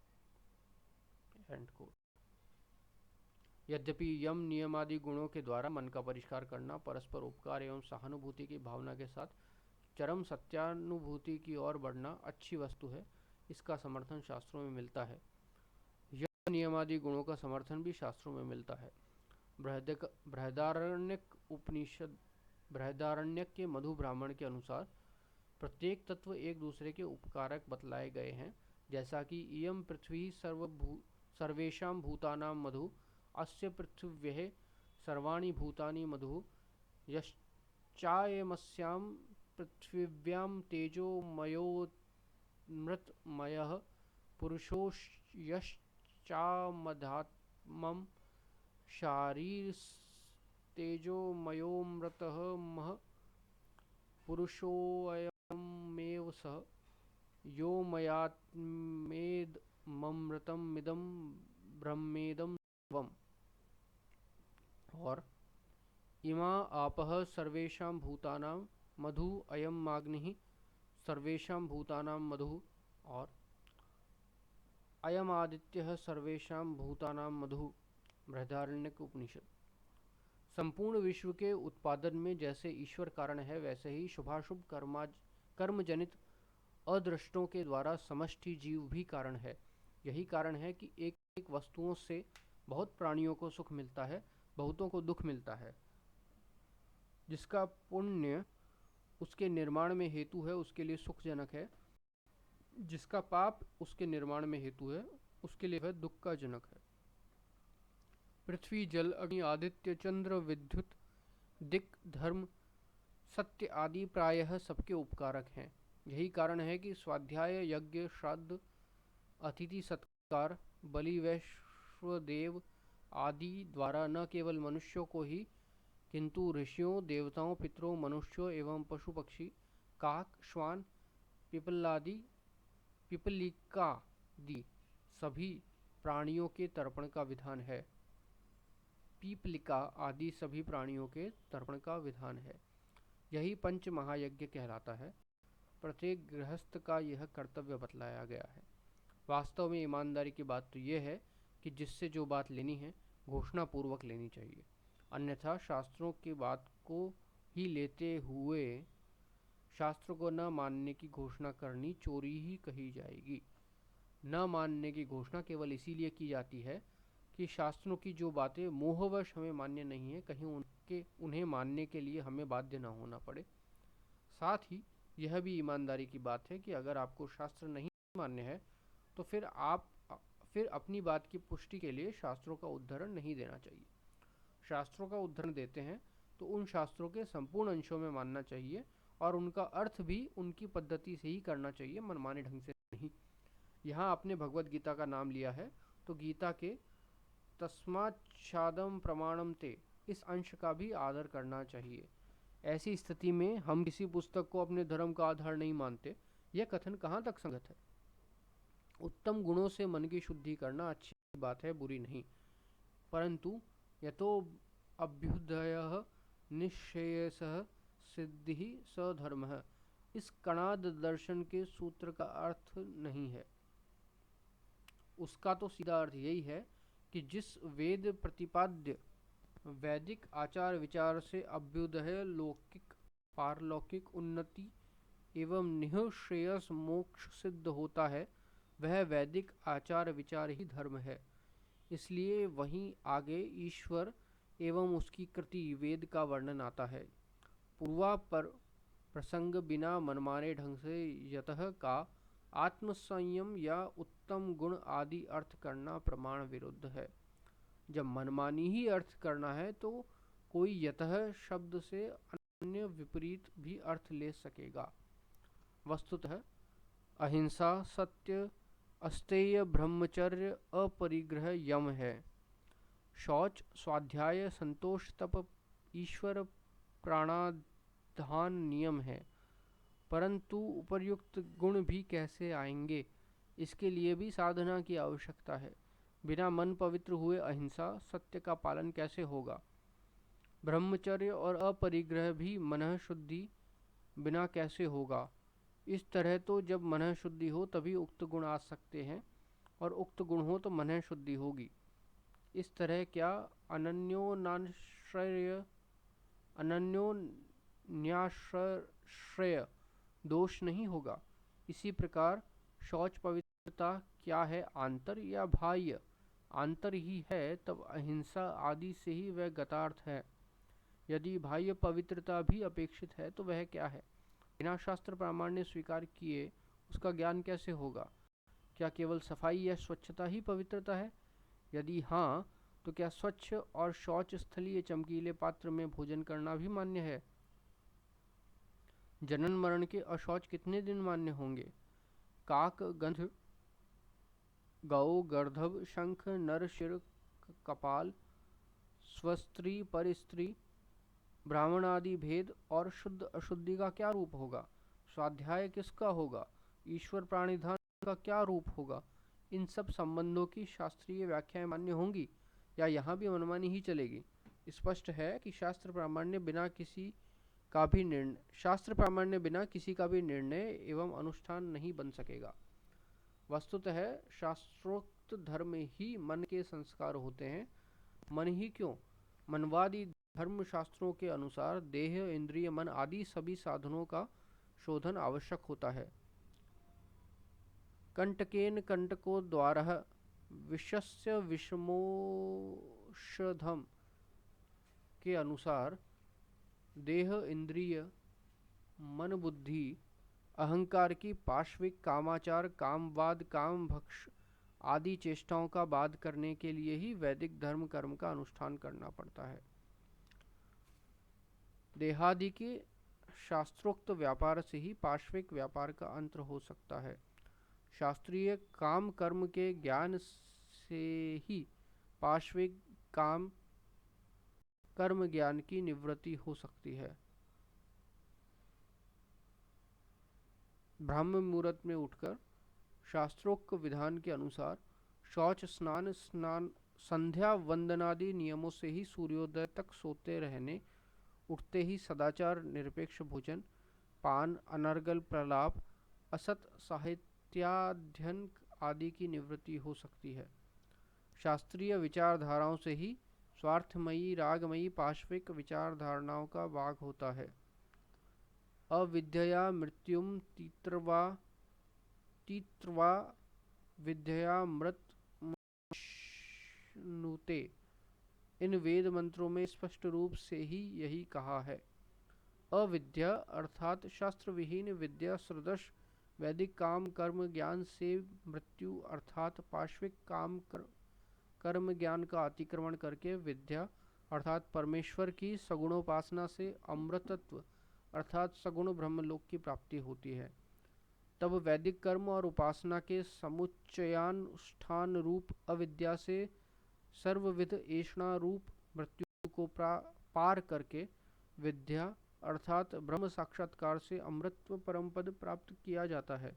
गीता भी यही कहती है, स्वकर्मणा त्रमभृच्चर सिद्धिम वंदिति मानवः। अपने वर्णाश्रमानुसारी श्रौत स्मार्त कर्मों का अनुष्ठान करके उसी से परमेश्वर की अर्चना आराधना करके प्राणी अंतःकरण शुद्धि एवं ब्रह्म ज्ञान रूप सिद्धि प्राप्त करता है। श्रीमद् भागवत ने इसी का और स्पष्टीकरण किया है। नाचरेधुस्तु वेदोक्तम स्वमज्ञो अजितेन्द्रियः विकर्मणा हयधर्मेण मृत्यो मृत्युमुपेति सह। जो प्राणी अधिकारी होकर के भी वेदोक्त कर्म का आचरण नहीं करता, वह यज्ञ एवं अजितेंद्रिय रहकर विकर्म का शिकार होकर मृत्यु से पुनः मृत्यु को ही प्राप्त होता है। वेदोक्तमेव कुर्वाणो निःसंगो अप्रेतमीश्वरे नश्य कर्मा लभते सिद्धिम रोचनार्थ फलश्रुति। अर्थात जो अपने अधिकारानुसार वेदोक्त कर्म का परमेश्वर आराधन बुद्धि से निःसंग होकर अनुष्ठान करता है, वह शीघ्र ही सत्व शुद्धि क्रमेश सर्व कर्म बाध साध्य नैष्कर्म्य ब्रह्म साक्षात्कार एवं ब्रह्मतादात्म को प्राप्त कर लेता है। वेदों में विभिन्न स्वर्ग पशु पुत्रादि फलों का वर्णन तो केवल वैदिक कर्म प्रवृत्ति के लिए प्रशंसार्थवाद मात्र है। जैसे माता गंजीपान के लिए शिशु को मोदक प्रदान का प्रलोभन देकर प्रवृत्त करती है, बालक भले ही गंजीपान का फल मोदक प्राप्ति समझे, माता तो रोग निवृत्ति पूर्वक स्वास्थ्य लाभ ही उसका प्रयोजन करती है।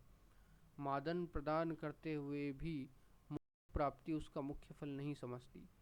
वैसे ही पुत्र ऐश्वर्य स्वर्गादि प्राप्ति वेदोक्त कर्म का मुख्य फल नहीं है। मन एवं इंद्रियां कोई स्थूल वस्तु नहीं है जिनकी शुद्धि स्थूल रीति से हो जाए। शास्त्र विधि से ही उनकी शुद्धि हो सकती है। संस्कार, जैसे खान में उत्पन्न होने वाले मणि आदि रत्नों में संस्कार द्वारा चमत्कृत उत्पन्न होती है, वैसे ही संस्कारों द्वारा ब्राह्मण आदि वर्णों की चमत्कृतियाँ उत्पन्न होती हैं। लोक में मलयापनयन, अतिशयाधान एवं हीनांग पूर्ति भेद से संस्कार 3 प्रकार के होते हैं। दर्पण आदि में चूर्ण निघृषण आदि द्वारा मलापनयन रूप संस्कार किया जाता है। हस्ती मस्तक या यूप आदि में सिंदूर तेल रोगन आदि विलेपन द्वारा अतिशयाधान रूप संस्कार किया जाता है। पशु छुरिका आदि में काष्ठ दंड वेंट आदि लगाकर हीनांग पूर्ति संस्कार किया जाता है। इसी तरह मनु के अनुसार गर्भाधान, सीमंतोन्नयन, जात कर्म, नामकरण, चूड़ाकरण, अन्नप्राशन, कर्णभेद, उपनयन आदि संस्कारों द्वारा वर्णों का संस्कार किया जाता है। इससे भी तो गर्भज तथा पिता के वीर जनित दोषों का निराकरण होता है। वैदिक ही कर्म भी पुण्य नीर्षकादिद्विजर्मणां कार्यः शरीर संस्कारः पावनः प्रत्ययचेह च मनुस्मृति। अर्थात वैदिक शुभ मंत्र युक्त कर्मों से द्विजातियों का गर्भाधान आदि संस्कार करना चाहिए। यह पावन है, पाप क्षय का हेतु है। संस्कृत का ही यागादि संबंध होता है, असंस्कृत का नहीं। अतः संस्कार परलोक के सुख का भी साधन है। वेदाध्ययन आदि अधिकार का प्रापक होने से इस जन्म में भी पुण्य का हेतु है। गर्भे होम जार्त कर्म चौड़ मौंजनी बंधने वैजिक गर्भानि चैनो द्विजानामप्रमजयते मनुस्मृति। होममय एवं होम भिन्न मंत्र युक्त स्वर्णशाल का संसृष्ट घृत प्राशन आदि जात कर्म, चूड़ा कर्म, मौंजनी बंधन आदि संस्कारों के द्वारा बीज संबंधी मात्र गर्भवश आदि संबंधी दोषों का निवारण हो जाता है। मन बुद्धि की शुद्धि से पहले शरीरेंद्रिय शुद्धि की भी अपेक्षा होती है। अन्यमय ही सौम्य मनः छांदोग्य के अनुसार मन भी अन्नादि भौतिक प्रभावों से आप्यापित होता है। अतः मादक, भंगक, सुरा आदि का मन पर स्पष्ट प्रभाव देखा जाता है। इसलिए अन्न जल की शुद्धि का भी प्रभाव मन पर पड़ता है। अशुद्ध आचरण वाले व्यक्ति से दत्त एवं अशुद्ध व्यक्ति से निर्मित एवं स्पष्ट अन्न जल से भी मन की अशुद्धि बढ़ती है। इसीलिए अतिथि सत्कार, बलि, वैश्व देवादि कर्मों के द्वारा कंगडनी, पेषणी, चुल्ली, मार्जनी, उदकुंभी संबंधित हिंसादि दोषों को मिटाकर अन्न शुद्ध करके परमेश्वर को अर्पण करके भोजन करने का विधान है। आज के जितने भी उत्पादक, पालक, संहारक यंत्र हैं, वे सभी मन, बुद्धि, मस्तिष्क, दिमाग रूपी ईश्वर निमंत्रित यंत्र से ही आविष्कृत हुए हैं। कोई भी यंत्र स्वतंत्र प्रकृति की हलचल या परमाणुओं तथा विद्युत कणों की चेष्टा विशेषों के परिणाम न होकर किसी ज्ञानवान, इच्छावान, चेष्टावान चेतन वैज्ञानिक से ही आविर्भूत हुए हैं। जैसे लौकिक यंत्रों के रक्षण व स्थायित्व के लिए उनका मार्जन, प्रक्षालन, स्नेहन, विश्रमण आदि परिष्कार संस्कार आवश्यक हैं, वैसे ही मनुष्य के देह, इंद्रिय, मन, बुद्धि, अहंकार, दिल, दिमाग रूपी यंत्र का भी परिष्कार संस्कार अपेक्षित होता है। जैसे स्थायित्व हेतु संस्कारों का पूर्ण ज्ञान यंत्र निर्माता वैज्ञानिक को ही होता है, अतः उसके निर्देशानुसार ही यंत्र का परिष्कार, रक्षण, संचालन हो सकता है। उसके विपरीत ही एक तंत्री, छिद्र आदि की कमी बेशी से यंत्र निरर्थक ही नहीं हानिकारक भी हो जाता है। उसी तरह ईश्वर निर्मित देहादि यंत्र की रक्षा, परिष्कृति आदि भी ईश्वरीय शास्त्रों के निर्देशानुसार ही होनी चाहिए। उन्हीं ईश्वरीय वेदादि शास्त्रों द्वारा विहित संस्कारों से इनका परिष्कार होता है। संध्योपासन आदि संबंध मंत्रों में देह, इंद्रिय, मन, वाणी आदि के असत व्यवहारों, अभोज्य भोजन का, अकार्य कारण आदि के निवारण का उल्लेख है।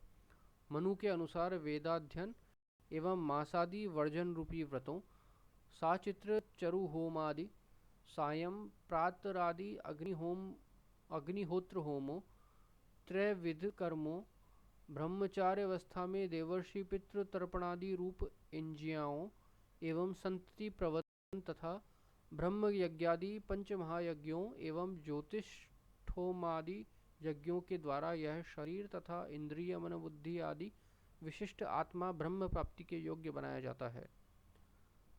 स्वाध्यायेन ब्रह्मत्रों में त्रैविध्येन्यजया सुतेः महायज्ञेश्च यज्ञेश्च ब्राह्मणीयं क्रियते तनुः मनुस्मृति।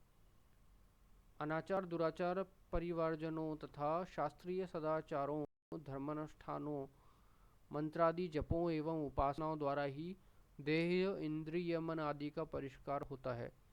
तभी अहिंसा, सत्य, अस्तेय, ब्रह्मचर्य, अपरिग्रह आदि का पालन हो सकेगा। यमों के पहले नियमों का पालन आवश्यक होता है। शौच, संतोष, तप आदि सब नियमों में परिगणित हैं। केवल व्याख्यानों, गीतों के सुनने या गाने या कबड्डी खेलने से यह सब संभव नहीं। मन माने खान पानों से तो उल्टे अशुद्धि ही बढ़ती है। स्मृतियों के अनुसार 16 श्रुतियों के अनुसार 47 संस्कार कहे गए हैं। संक्षेप में सभी वैदिक कर्म देह, इंद्रिय, मन, बुद्धि, आत्मा के मलापनयन करके उनमें अतिशयाधान करते हैं तथा हीनांग की पूर्ति करते हैं, अतः सब संस्कार हैं। शास्त्रों एवं तदयुक्त संस्कारों की उपेक्षा करना और संस्कृति के रक्षण का दावा करना परस्पर अत्यंत विरुद्ध है। संस्कृति शब्द की निष्पत्ति भी सग उपसर्ग पूर्वक कुल धातु से नित प्रत्यय एवं भूषणार्थ के सुट आगम से होती है। उसका अर्थ होता है सम्यक भूषणभूत कृति, अर्थात देहादि की वे चेष्टाएं संस्कृति हैं जो सम्यक हों, और भूषणभूत चेष्टाओं की सम्यकता, असम्यकता, भूषणता, दूषणता का निर्णय प्रमाण की कसौटी पर ही निर्धारित हो सकता है।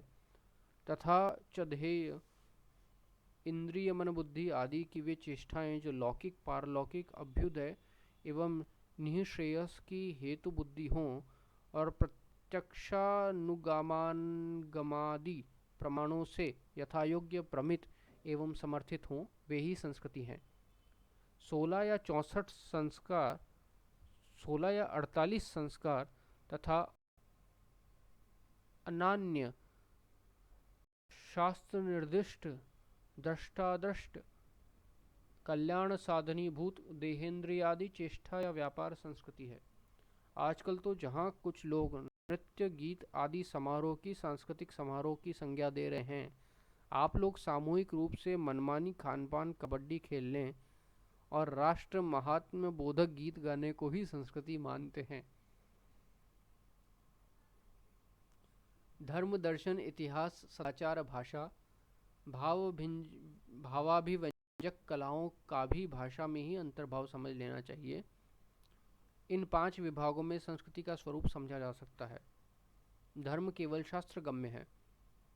ब्रह्म शास्त्र सापेक्ष तर्क एवं अनुभव से गम्य है। सदाचार धार्मिक शिष्टों की परंपराओं से धर्म नियंत्रित राजनीति से वेदानुगुण धर्म शास्त्रों एवं नीति शास्त्रों से ज्ञेय है। मुख्य इतिहास वेदोपि ब्रह्मण्यात्मक आर्ष, रामायण, भारत आदि इतिहासों एवं पुराणों से वेद्य होता है। उक्त संस्कारों से संस्कृत निष्पक्ष सत्यव्रत शिष्टों द्वारा लिखित ग्रंथों से सामायिक इतिहास का ज्ञान होता है। वेदार्थानुष्ठायी सिद्ध महर्षियों के वेदारुद्ध तर्कों से दर्शन का ज्ञान होता है। वेदाविरुद्ध तर्कों से दर्शन का ज्ञान होता है। इन्हीं संस्कारों को जन जन में फैलाने के लिए भाषाओं एवं कलाओं का उपयोग होता है। सार यह है कि इन्हीं संस्कारों से मन ही नहीं, देह, इंद्रिय, मन, बुद्धि ताद्विशिष्ट आत्मा का भी संस्कार होता है। संस्कृत आत्मा ही व्यावहारिक अभ्युदय एवं चरम सत्य ब्रह्म प्राप्ति में समर्थ होता है। धारणाध्रुधर्म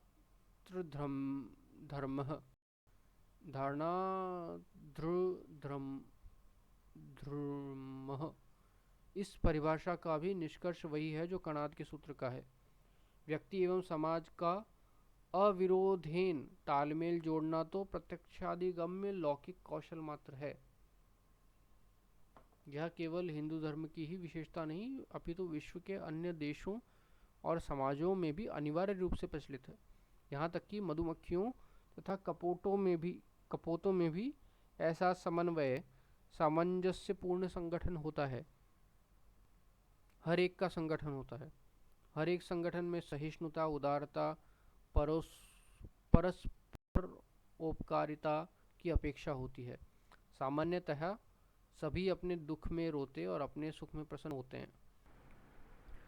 हर एक संगठन में सहिष्णुता, उदारता, परस्परोपकारिता की अपेक्षा होती है। सामान्यतया सभी अपने दुख में रोते और अपने सुख में प्रसन्न होते हैं, किंतु विशिष्ट जन सर्वत्र ही दूसरों के दुख सुख में रोते और प्रसन्न होते हैं। धर्यंत धार्ये या दूढ़ांग धारण पोषण योः, इन धातुओं से धर्म शब्द की निष्पत्ति होती है। तथा च, जिससे व्यक्ति, समाज, विश्व, राष्ट्र एवं विश्व का धारण पोषण, संगठन, समन्वय, सामंजस्य, सौमनस्य, लौकिक पारलौकिक अभ्युत्थान, परमेश्वर का अंतरंग संविधान हो, वही धर्म, सन्निष्ठान हो या सन्निधान हो, वही धर्म है। जिससे व्यक्ति, समाज, राष्ट्र एवं विश्व में विघटन, वैमनस्य, सर्व प्रकार का पतन, परमेश्वर का व्यवधान हो, वही अधर्म है। परंतु ऐसी कौन वस्तु है, इसका निर्णय भी मानव बुद्धि मात्र पर नहीं छोड़ दिया गया है।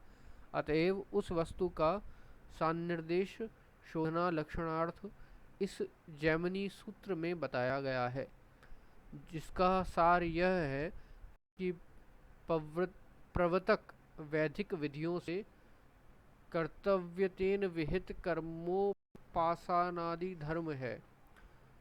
निवृत्तक वैदिक निषेधों से निषिद्ध देहेंद्रिय, मन, बुद्धि आदि की चेष्टाएं अधर्म हैं। विहित चेष्टाएं व्यक्ति, समाज, राष्ट्र, विश्व सबके सर्वविध अभ्युदय एवं निःश्रेयस के हेतु हैं। निषिद्ध चेष्टाएं सबके पतन, विघटन, परमेश्वर व्यवधान के हेतु हैं। अधर्म वर्जन, धर्म सेवन से शुद्ध बुद्धि होने पर सहिष्णुता, उदारता, परहितैषिता, राष्ट्र विश्व कल्याण भावना एवं संगठन समन्वयन की प्रवृत्ति, सौमनस्य, सामंजस्य की भावना अपने आप होती है। पृष्ठ 36 में आप यह भी कहते हैं कि व्यक्ति बिंदु के तुल्य आगमापायी है, समाज गंगा प्रवाह के तुल्य नित्य है। यही शंकराचार्य का नित्यानित्य विवेक है, पर यह ठीक नहीं।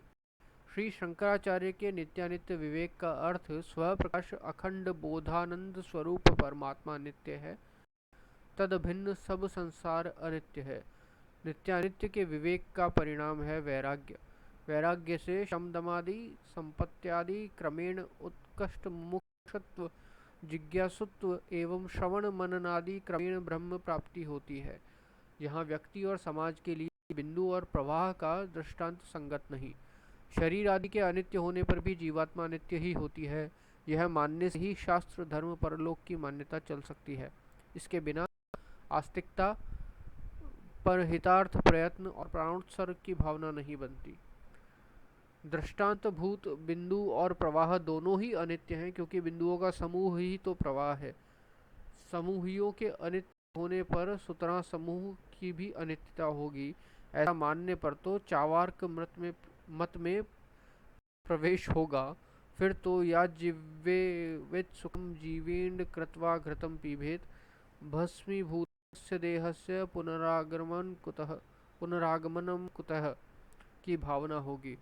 किंतु प्रकृति में तो व्यक्ति भी आत्म रूप से नित्य है, समाज भी समष्टि रूप से नित्य है। व्यष्टि व्यक्ति विश्व तेज प्राज्ञ रूप से जीव है, समष्टि विराट हिरण्यगर्भ अव्याकृत रूप से ईश्वर है। व्यष्टि समष्टि दोनों के अधिष्ठान रूप में पूर्ण एकता है, परंतु व्यवहार दशा में व्यष्टि से ही समष्टि का निर्माण और समष्टि से व्यक्ति का अव्यवपान होता है। जैसे वृक्षों का समुदाय ही वन है, वृक्षों के रुग्ण होने पर वन रुग्ण होगा, वृक्षों के स्वस्थ समुन्नत होने से वन स्वस्थ समुन्नत होगा, वैसे ही व्यक्ति के दरिद्र दीनहीन होने से समाज दरिद्रहीन होगा। व्यक्तियों के हष्टपुष्ट विद्वान बलवान होने पर समाज भी हष्टपुष्ट विद्वान बलवान होगा। व्यक्तियों के प्रतिस्विक उन्नति से समाज की स्वाभाविक उन्नति होगी। हाँ, व्यक्ति को अपनी उन्नति के लिए इस बात का ध्यान रखना चाहिए कि उसे समाज को हानि न हो। व्यक्ति, जाति, समाज, राष्ट्र सभी को समष्टि विश्व के हित का ध्यान रखते हुए ही आत्महित का प्रयत्न करना चाहिए। व्यक्ति को जाति हित के अधीन जाति को समाज हित तथा समाज को राष्ट्र हित के अविरोधीन, राष्ट्र को विश्व के अविरोधीन स्वात्मनोन्नति का पूर्ण अधिकार ही नहीं किंतु अनिवार्य एवं परमावश्यक भी है, क्योंकि व्यष्टि के पतन से समष्टि का पतन और उसके उत्थान में ही समष्टि का उत्थान होता है। व्यक्ति का समुदाय ही समष्टि होता है। अगर हम दूसरों के उत्थान और सुधार करने में प्रयत्नशील रहें, अपने सुधार उत्थान का प्रयत्न न करें, तो व्यष्टि समष्टि किसी का भी उत्थान न होगा।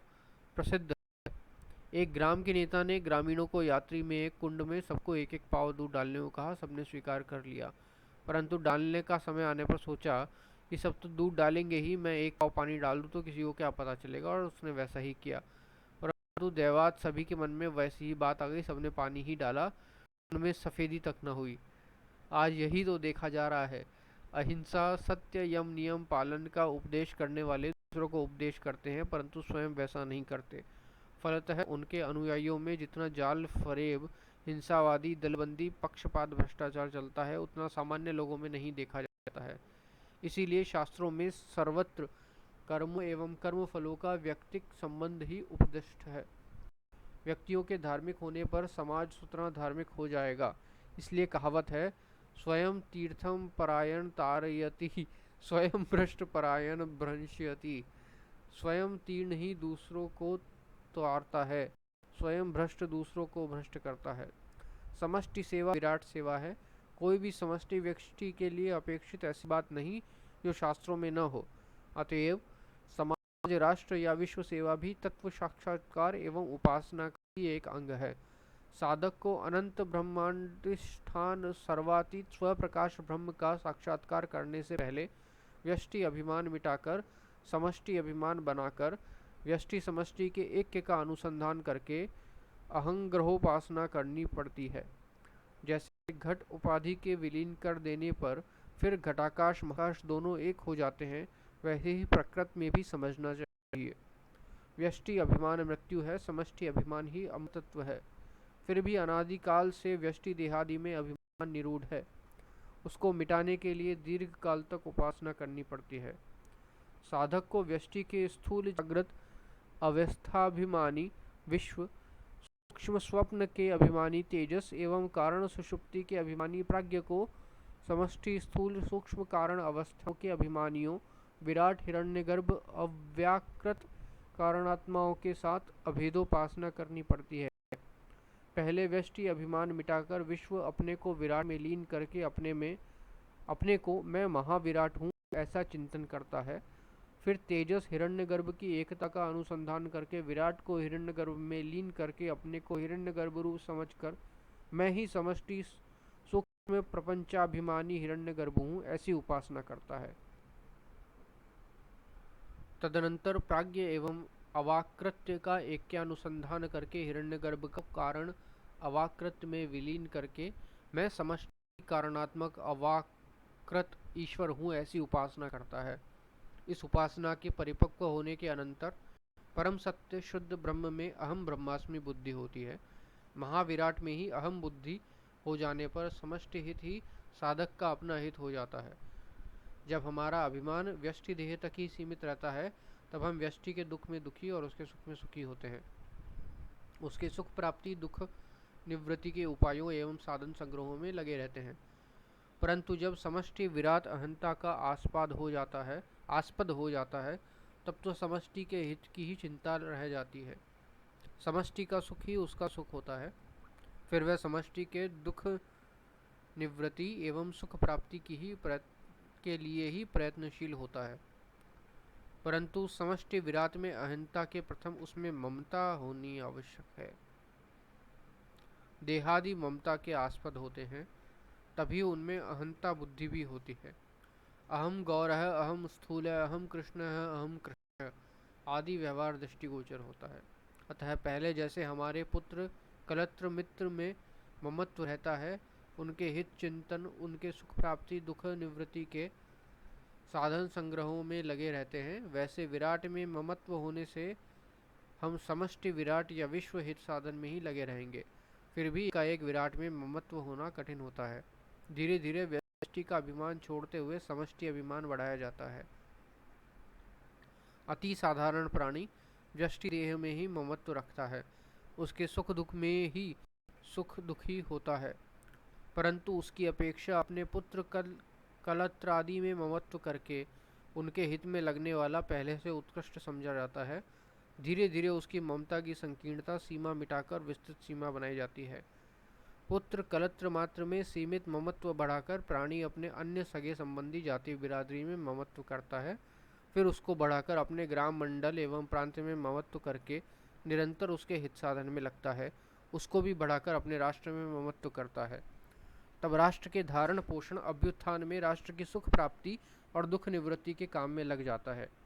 आगे चलकर विश्व फिर ब्रह्मांड और फिर अनंत कोटि ब्रह्मांड रूपी महाविराट में ममत्व करके उसके हिताचरण में वैसे ही लीन हो जाता है जैसे व्यष्टि देहाभिमानी अपने देह के पोषण भूषण वसन संग्रह में लगा रहता है।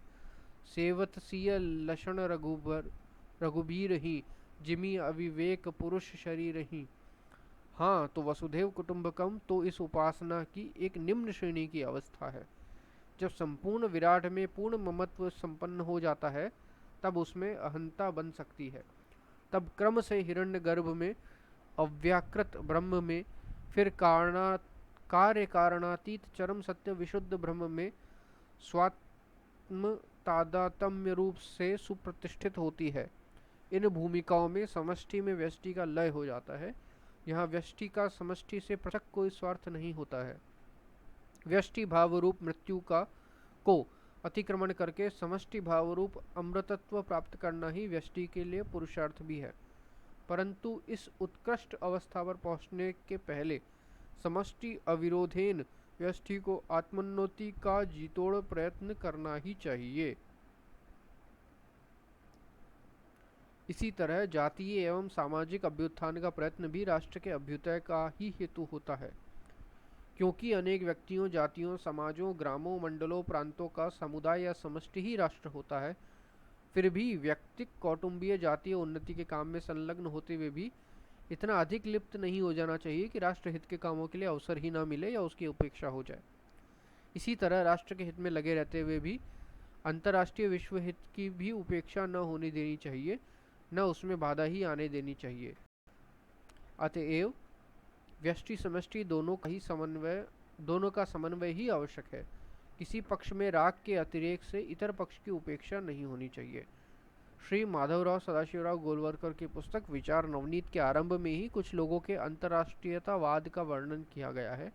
उनके अनुसार कोई भी उपक्रम जिसे हम अंगीकार करें वह देश, जाति अथवा धर्म की सभी सीमाओं से परे एक महत जागतिक विचार के व्यापक आधार पर अधिष्ठित तथा संपूर्ण मानवता के हित साधन करने में समर्थ होना चाहिए। क्योंकि आज रॉकेटों के युग में देश की सीमा रेखाएं अर्थहीन हो चुकी हैं, संपूर्ण संसार सिकुड़ गया है, उन्हें लगता है देश राष्ट्र की कल्पना ही कालातीत हो गई है। इस संबंध में श्री गोलवलकर का यह कहना कि यह विचार भारत के लिए नवीन नहीं है, क्योंकि सर्वे अपि सुखिनः सन्तु सर्वे सन्तु निरामया सर्वे भद्राणि पश्यन्तु माँ कश्चित् दुख भाग भवेत् इत्यादि भावनाओं के अनुसार यहाँ के मनीषी सभी को सुखी व निरोगी देखना चाहते थे, सभी को भद्रदर्शी एवं सभी को दुखहीन बनाना चाहते थे। यहाँ बहुजन हिताय बहुजन सुखाय का आधुनिक भाव बहुत पीछे रह जाता है। इतना ही नहीं, आधुनिक लोग पिछड़े हुए लोगों को आगे बढ़ाने के साथ आगे बढ़े हुए लोगों को पीछे खींचकर बराबर लाने का प्रयत्न करते हैं। आधुनिक लोग पिछड़े हुए लोगों को आगे बढ़ाने के साथ आगे बढ़े हुए लोगों को पीछे खींचकर बराबर लाने का प्रयत्न करते हैं, परंतु हमारे यहाँ तो पिछड़े हुए लोगों को आगे बढ़ाने का प्रयत्न होता था और आगे बढ़े हुए लोगों को और आगे बढ़ाने का प्रयत्न होता था। अपुत्रः पुत्रिणं सन्तु पौत्रिणः अधनः सधनः सन्तु जीवन्तु शरदां शतम्। जिनको पुत्र नहीं है उन्हें पुत्र मिले, पुत्र वालों को पौत्र मिले, निर्धन को धन मिले, धनवानों को दीर्घायु मिले। दुर्जनों को भी सज्जन बनाने की भावना ही हमारे यहाँ की विशेषता है। अमृतस्य पुत्रः ऋग्वेद संहिता। इस ऋग्वेदीय मंत्र के अनुसार प्राणी मात्र अमृत परमेश्वर का पवित्र पुत्र है। सभी चेतन अमल सहज सुख राशि अमृत ब्रह्म रूप ही है।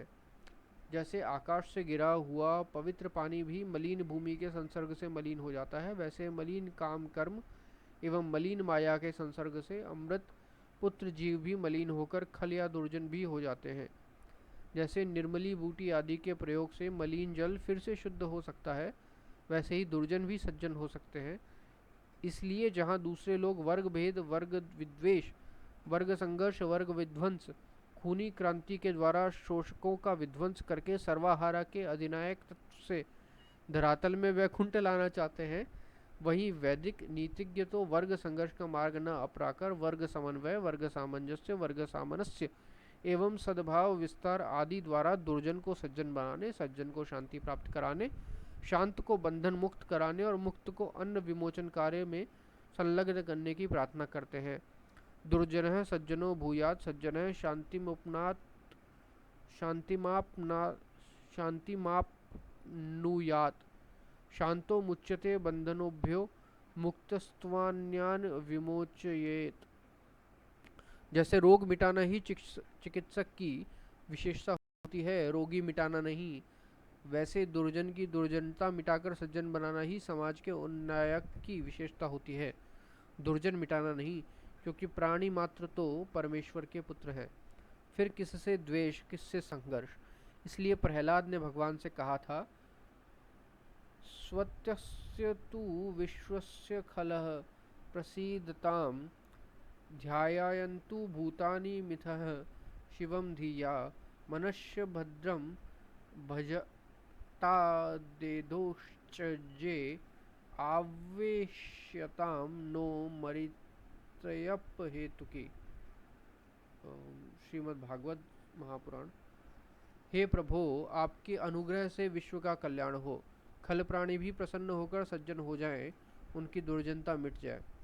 सब प्राणी परस्पर एक दूसरे का शिव चिंतन करें, एक दूसरे के पोषक बने, शोषक न रहें, रक्षक बने, भक्षक न बने, सब एक दूसरे का अनिष्ट चिंतन न करके शुभ चिंतक बने, सबका मन भद्रदर्शी हो, सबकी प्रज्ञा आपके स्वयं प्रकाश ब्रह्म स्वरूप में प्रतिष्ठित हो।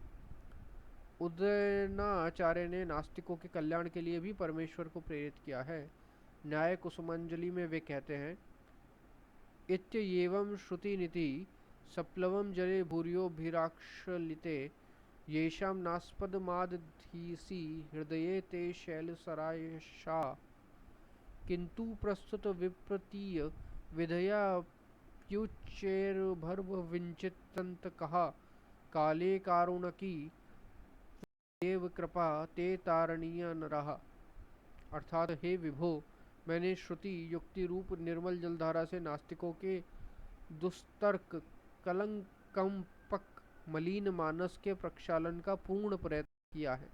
फिर भी जिनके हृदयों में आप पर विश्वास नहीं होता है, उनका हृदय शैलसार यानी वज्र ही मानना चाहिए। हे भगवान, आप अकारण करुण करुणा वरुणालय हैं, अतः उनको भी तारना, क्योंकि वे भी अभिनिवेश के साथ आपका खंडन करते हैं। भेद यही है कि आस्तिक मंडन के लिए और नास्तिक खंडन के लिए आपका निरंतर चिंतन करते हैं। शास्त्रार्थ के प्रसंग में रात रात जागकर आस्तिक आपके मंडन के लिए तर्क युक्तियों का अन्वेषण करते हैं, नास्तिक भी रात रात जगकर ईश्वर खंडन के लिए युक्तियां ढूंढते हैं। इस तरह ईश्वर का चिंतन दोनों ही करते हैं, पर एक मंडनीय विधिया, एक खंडनीय विधिया। किशन कंस, शिशुपाल आदि शत्रु बुद्धि से भगवान का चिंतन करते हुए भी सदगति के भागी हुए थे। अतः खंडनार्थ चिंतन करने वाले भी नास्तिक आपका चिंतन करते ही हैं, फलतः इनका भी कल्याण आपको ही करना है। सर्वथापि प्राणी परमेश्वर के पुत्र है, सभी स्वभाव से शुद्ध है, अशुद्धि या दूषण सभी औपाधिक है, कर्मोपसनादि उपायों से सभी दोषों की निवृत्ति संभव है। प्रहलाद की स्वस्त्यु विश्वस्य विश्व कल्याण भावना, स्वस्तियुक्तत्वा महर्षि सिद्ध संघा या गीता के सिद्ध संघों की विश्वस्ति कल्पना बिल्कुल ठीक है। तत्व ज्ञान की दृष्टि से साधुष्वपि च पापेषु समबुद्धि विशिष्यते, साधु असाधु सभी में समरूप से ब्रह्मपुत्रत्व की दृष्टि से अथवा ब्रह्म बुद्धि से ही संभावना महत्वपूर्ण है। साधक का कल्याण तो इस भावना से ही है, परंतु संसार के सब श्रेणियों के प्राणियों का व्यवहारिक कल्याण भी असंभव नहीं। हाँ, कल्याण के मार्ग में भेद अवश्य है। पुण्यात्मा का कल्याण पुण्य वृद्धि का प्रोत्साहन देने से होगा। पुण्यात्मा का कल्याण पुण्य वृद्धि का प्रोत्साहन देने से होगा। पातकी का कल्याण पातक निवृत्ति को प्रोत्साहन देने से ही होगा। अत्याचारी अन्यायी का कल्याण अत्याचार निवृत्ति से ही होगा। सदाचारी का सदाचार वृद्धि में ही कल्याण होगा। यही कारण है कि अन्याय अत्याचार करने वालों के लिए दंड विधान भी इसी उद्देश्य से होता है। भारतीय संविधान में दंड विधानों का उद्देश्य बदला चुकाना नहीं, किंतु अपराधी के अंतरात्मा की शुद्धि ही दंड विधान का उद्देश्य माना गया है। अतः अन्यायी आततायी को दंड देना भी उसके कल्याण के उद्देश्य से उचित ही होता है। दंड न देने से उसका अन्याय अत्याचार बढ़ेगा, इससे उसका अनिष्ट ही होगा। इस सर्वहितैषता सर्व कल्याण की कामना का यह मतलब नहीं कि चोरों, हत्यारों, आक्रामकों को दंड न दिया जाए, उनकी उद्दंडता को बढ़ने दिया जाए। जो भगवान कृष्ण विद्या विनय संपन्न ब्राह्मण, गाय, हाथी, चांडाल, साधु, असाधु सर्वत्र समत्व दर्शन का उपदेश देते हैं, वे ही अर्जुन को युद्ध के लिए भी प्रेरणा देते हुए कहते हैं कि यदि तू धर्म युद्ध से विमुख होगा तो स्वधर्म एवं कीर्ति को त्याग कर पाप का भागी होगा। अथ चेत्त्वमिमं धर्म्यं संग्रामं न करिष्यसि ततः स्वधर्मं कीर्तिं त्यक्त्वा पापमावस्यसि तस्माद्युत्सव भारत। इससे स्पष्ट है कि सर्वहित बुद्धि, सर्वत्र ब्रह्म बुद्धि या समबुद्धि होने पर भी अन्यायियों, अत्याचारियों के हित के लिए ही उनको दंड देना, मौत के घाट उतारना तक अनुचित नहीं। इसलिए ब्रह्मनिष्ठ राजर्षि गण भी अपराधियों को दंड देने, आक्रामकों का मुकाबला करने में कभी भी पश्चात्पद नहीं हुए। समष्टि व्यष्टि का सामंजस्य बिना हुए राष्ट्रवाद भी हिटलर मुसोलिनी के राष्ट्रवाद का अंधानुकरण होगा। अंतर्राष्ट्रीयवाद भी क्षमता शून्य निसार मनोराज्य मात्र होगा। आज का कलह, विध्वंस आदि संकुचित स्वार्थ एवं असमन्वित संकीर्ण राष्ट्रवाद का ही दुष्परिणाम है। अतः अंतर्राष्ट्रीय या समष्टिवाद से संबंध जोड़ना अनिवार्य है। इसी से स्वस्थ, समृद्ध, समन्वित, समष्टि निर्माणकारी राष्ट्रवाद बन सकेगा। तभी भारत भूमि का गौरव और पूर्वजों के गौरवपूर्ण इतिहास तथा परंपराओं का राष्ट्र के अभ्युदय एवं पुनर्विश्व निर्माण में सदुपयोग हो सकेगा। सीमित शक्ति वाले जीव की कार्य सीमा भी स्वभावतः सीमित होती है। निःसीम में सीमित का प्रयोग वैसा ही होता है जैसे समुद्र में सत्तू मिश्रण, सत्तू ढोड़ने का प्रयत्न।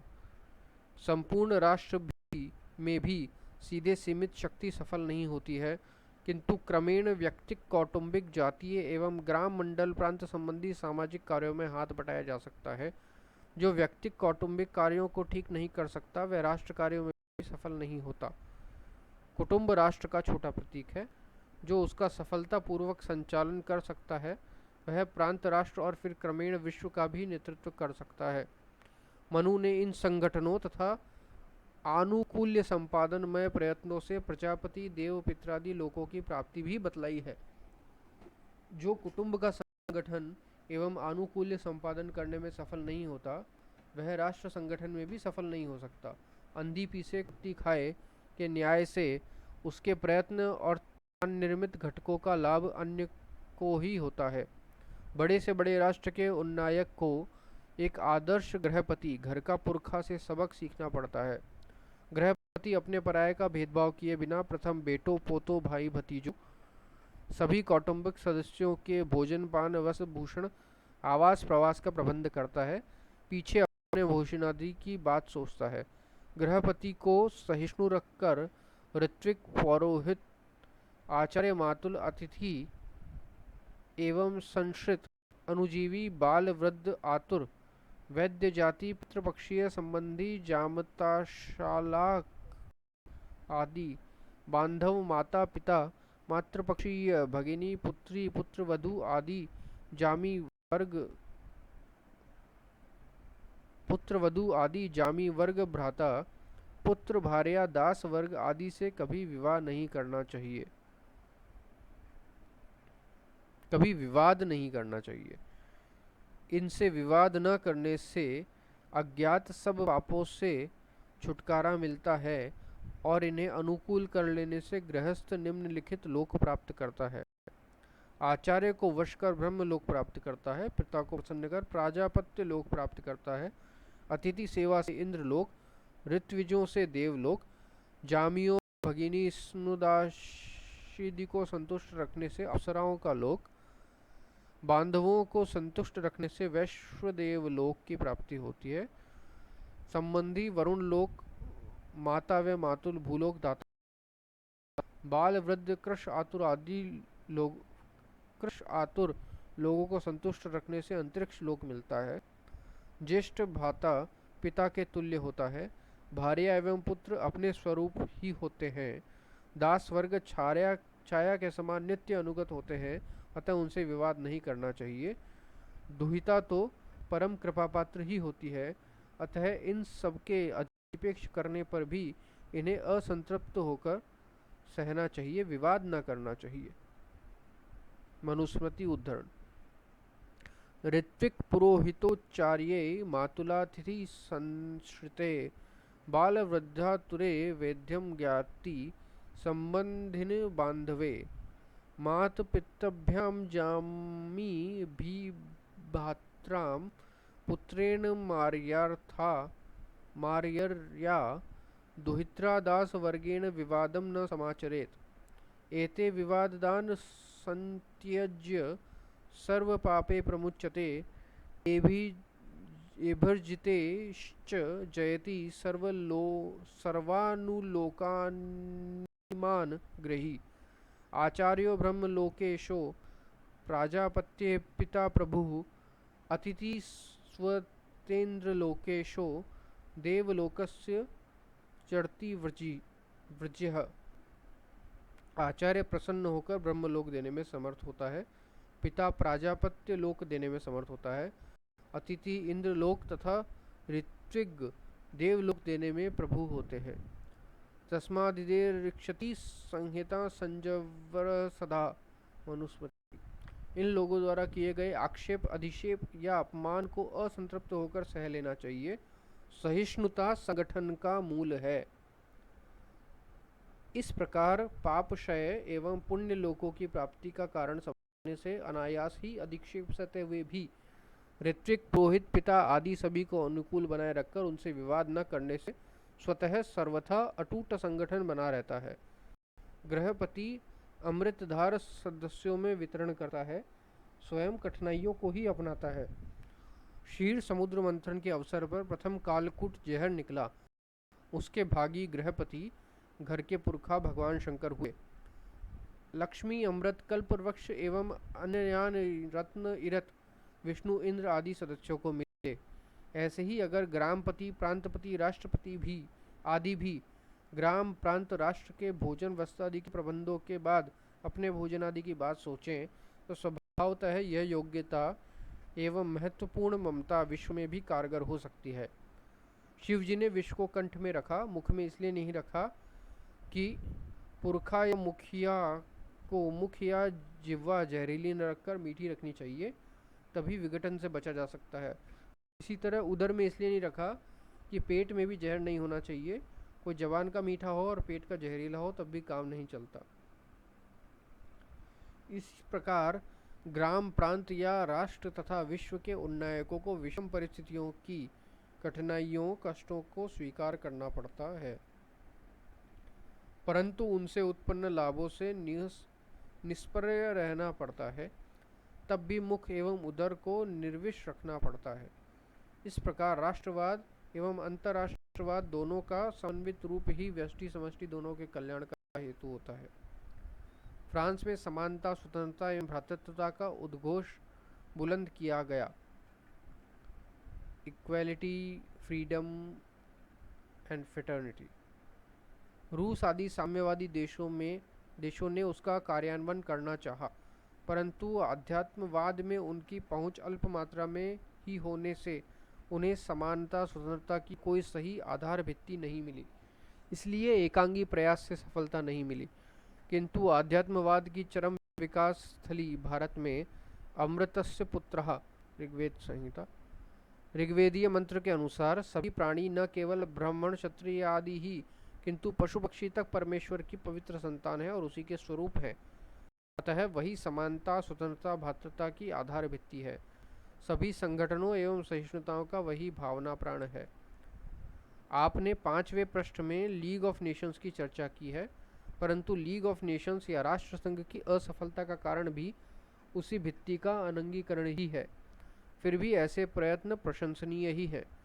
पूर्व के मानधाता दिलीप रामचंद्र आदि सम्राट भी आध्यात्म विद्या निष्णात होते थे। गीता में कहा गया है, इमं राजर्षेषु विदुः, इस निष्काम कर्म योग रूप साधना निष्ठ के सहित साध्य सांख्य योग को राजर्षि लोग जानते थे। तभी वे स्वराष्ट्र परराष्ट्र एवं अंतर्राष्ट्रीय जगत की व्यवस्थाओं में संधि विग्रहादि कार्यों में अनुदिग्न चित्त से कार्य करते हुए सफल होते थे तथा साम्राज्यवाद को निर्दोष रखकर करोड़ों वर्षों तक विश्व में समन्वय व शांति बनाए रखने में सफल हो सके थे। आध्यात्म निष्ठा के हाथ से संकीर्ण राष्ट्रवादों पर साम्राज्यवाद भी नहीं रह सकता। वेदों में स्वराज्य साम्राज्य वैराज्य पारमष्ठ्य आदि व्यवस्थाओं का आदर के साथ स्मरण किया गया है। स्वस्ति साम्राज्यम भोज्यम स्वराज्यम वैराज्यम पारमेष्ठर्य राज्यम महाराज्य महाधिपत्यमयम समंत पर्यायी स्यात् सर्वभौमः सर्वेषु आन्तदा पराघार्त पृथ्वीवयं समुद्रपर्यन्तया एक राडीति। बृहदारण्यक उपनिषद में याज्ञवल्क्य जनक को आदर के साथ सम्राट शब्द से संबोधित करते हैं। बृहदारण्यक उपनिषद में याज्ञवल्क्य जनक को आदर के साथ सम्राट शब्द से संबोधित करते हैं। तैत्तिरीय एवं बृहदारण्यक में आनंद की मीमांसा के प्रसंग में मानुष आनंद का वर्णन किया गया है।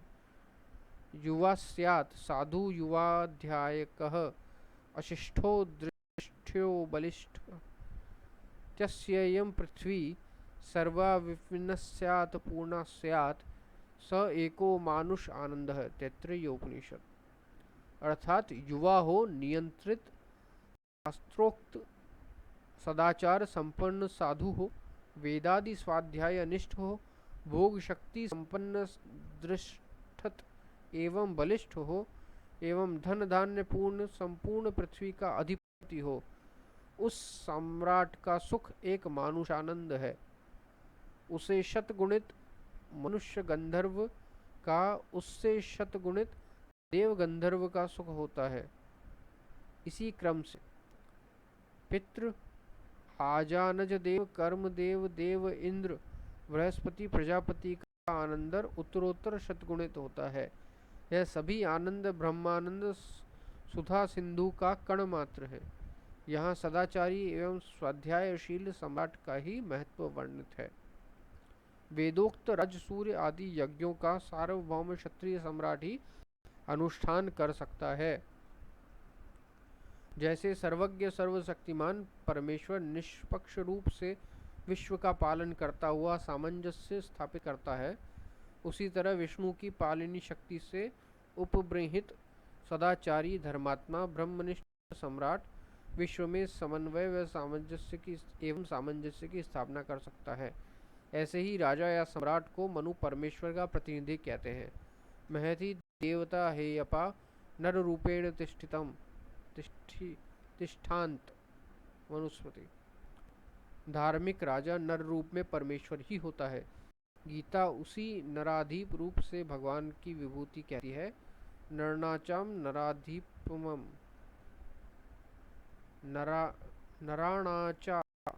नराणाच नराधीपम। मार्ग विचलित धर्महीन राजा या निरंकुश सम्राट जगत के लिए वैसे ही शिरःशूल होता है जैसे धर्महीन शास्त्र विमुख भौतिक राष्ट्रवाद, व्यक्तिवाद या जातिवाद। राष्ट्रसंघ आवश्यक है। आज के लिए राष्ट्रसंघ जैसा संगठन अत्यावश्यक है। उसमें दोष है तो उसके निराकरण करके उसे शुद्ध, निष्पक्ष एवं आध्यात्मनोमुखी मुख बनाने का प्रयत्न होना चाहिए। आज का भारत भी वैसा है जैसे अन्य राष्ट्र, इसमें भी दुर्गुण नहीं है। यह संपूर्ण रूप से धर्म ब्रह्मनिष्ठ है, सदाचारी है, निष्पक्ष तथा परोपकार परायण ही है, यह कहना कठिन है। यहाँ भी अन्य देशों जैसी ही विभिन्न पार्टियां हैं, उनमें भी स्वार्थ संघर्ष की कमी नहीं है। यहाँ भी शास्त्रीय परंपराओं के अनुसार संस्कार परिष्कार आवश्यक है। जैसे कुछ लोग अंतर्राष्ट्रीयतावाद की कल्पना के प्रवाह में राष्ट्र के सुधार और उत्थान को भूल जाते हैं, वैसे ही कई लोग राष्ट्रीयता की धुन में व्यक्ति, जाति, समाज तथा अपने धर्म, शास्त्र एवं धर्म को भूलकर, शास्त्रोक्त धर्म एवं शासन को न मानकर मनमानी किसी परंपरा तथा मनमानी कल्पित धर्म की कल्पना करते हुए स्वयं भ्रांत होकर दूसरों को भ्रमित करते हैं। स्पष्ट है, जैसे शास्त्रों को छोड़कर अंतर्राष्ट्रीयता स्वतंत्रता कोई वस्तु नहीं है, वैसे ही जैसे राष्ट्रों को छोड़कर अंतर्राष्ट्रीयता स्वातंत्र कोई वस्तु नहीं है, वैसे ही ब्राह्मणादि वर्णों, वेदादि शास्त्रों, वैदिक धर्मों को छोड़कर भारत राष्ट्र की कल्पना नहीं की जा सकती है। जैसे अंतर्राष्ट्रीयतावाद के मोह में राष्ट्रवाद को भुलाया जाता है, वैसे ही राष्ट्रीयता की कल्पना के मोह में शास्त्रों एवं वर्णाश्रम धर्मों को भुलाया जा रहा है। प्रसिद्ध रामायण, महाभारत आदि इतिहासों, मनवादी धर्मशास्त्रों, वेदांत, पूर्वोत्तर मीमांसादि दर्शनों, शुक्र बृहस्पति कणक कौटिल्यादि नीति शास्त्रों, वेद उपनिषदादि अनादि अपौरुषेय सदग्रंथों को छोड़कर भारतीय संस्कृति, भारतीय धर्म का आधार अन्य स्वतंत्र क्या हो सकता है। फिर भी झूठी राष्ट्रीयता के लोभ में आप यह कहने का साहस करते हैं कि हम किसी पुस्तक को अपने संगठन का आधार नहीं मानते। वस्तुतः यह सोचना भी गलत ही है कि इस देश में बहुत ऐसे लोग हैं जो वेद, रामायण आदि को नहीं मानते हैं। उनका संग्रह करने के लिए वेदादि शास्त्रों का नाम लेना उचित नहीं। यदि ऐसा ही है तो कांग्रेसियों को ही क्यों दोष देते हैं? वे तो एक कदम और बढ़कर अपने को हिंदू कहने में भी सकुचाते हैं। आप हिंदू अपने को मानते हुए भी यदि हिंदुत्व के मूल वेदादि शास्त्रों एवं शास्त्र प्रतिपाद्य धर्म को न मानकर मनमानी धर्म की कल्पना करते हैं, तो हिंदू कहने न कहने में कोई अंतर नहीं। आपके अनुयायी अटल बिहारी वाजपेयी, दीनदयाल उपाध्याय आदि ने जाति भेदों व धर्म के विरुद्ध युद्ध छेड़ने की बात कही ही है। मुसलमानों को भी मोहम्मदी हिंदू मानकर उनके साथ रोटी बेटी करने की प्रेरणा कर ही दिया है। शिवाजी का दृष्टांत देकर आपने भी हिंदू मुसलमान को रोटी बेटी के रक्त संबंध का समर्थन कर ही दिया है। फिर कांग्रेसियों, कम्युनिस्टों से आप में क्या अच्छाई है? यदि आपको वेदादि प्रमाण एवं प्रमाण सिद्ध ब्राह्मण आदि जाति भेद धर्म नहीं मान्य है, तो निराधार मनः कल्पित हिंदुत्व के लिए विवाद भी क्यों किया जाए? आप परंपरा की बात करते हैं, परंतु परंपरा के अनुसार चलने से ही वेदादि शास्त्रों एवं तदुक्त धर्मों की मान्यता भी तो अनिवार्य होती है। मनु भी तो यही कहते हैं, येनास्य पितरो याता येन याता पितामह तेन यायात्सताम मार्गम तेन गच्छन्त्यति। अर्थात जिस रास्ते से पिता पितामह आदि पूर्वज चलते रहे हैं, उसी रास्ते से चलना चाहिए। अर्थात पितामहादि अनुष्ठित रामायण आदि आर्ष इतिहासों से यही मालूम होता है कि आपके सभी शत या सहस्त्र पीढ़ी के पूर्वज इन्हीं वेदादि शास्त्रों को मानते थे। इनके अनुसार वर्णाश्रमानुसारी धर्म का ही पालन करते थे।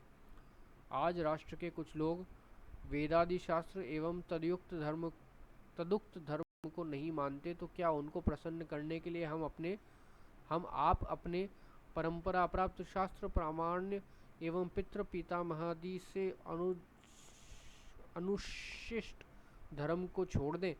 याद रहे, आप ऐसा कर भी लें तो भी दूसरे अपने धर्म को नहीं छोड़ेंगे और उनकी दृष्टि में भी आप बैडॉन ही समझे जाएंगे। अतः संगठन के लिए इतना ही आवश्यक है कि आप अपनी परंपरा के अनुसार अपने शास्त्रों एवं धर्मों का सम्मान करें, पर दूसरों के धर्म ग्रंथों एवं धर्मों में हस्तक्षेप न करें।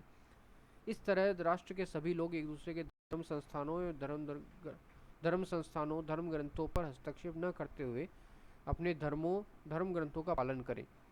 सामूहिक भौतिक राजनीतिक राष्ट्रीय हित के कार्यों में सब एक दूसरे के साथ कंधे से कंधा भिड़ाकर आगे बढ़ें। यही संगठन का निर्विघ्न मार्ग है।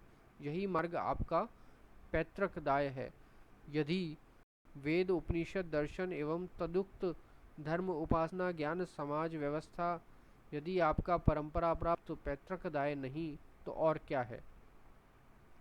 जैसे राष्ट्रीयता एवं अंतर्राष्ट्रीयता का विरोध नहीं है किंतु उनका समन्वय आवश्यक है, वैसे ही व्यक्तिक एवं जातीय शास्त्रों एवं शास्त्रोक्त धर्मों का भी राष्ट्रीयता से विरोध नहीं किंतु उनका समन्वय ही होना चाहिए।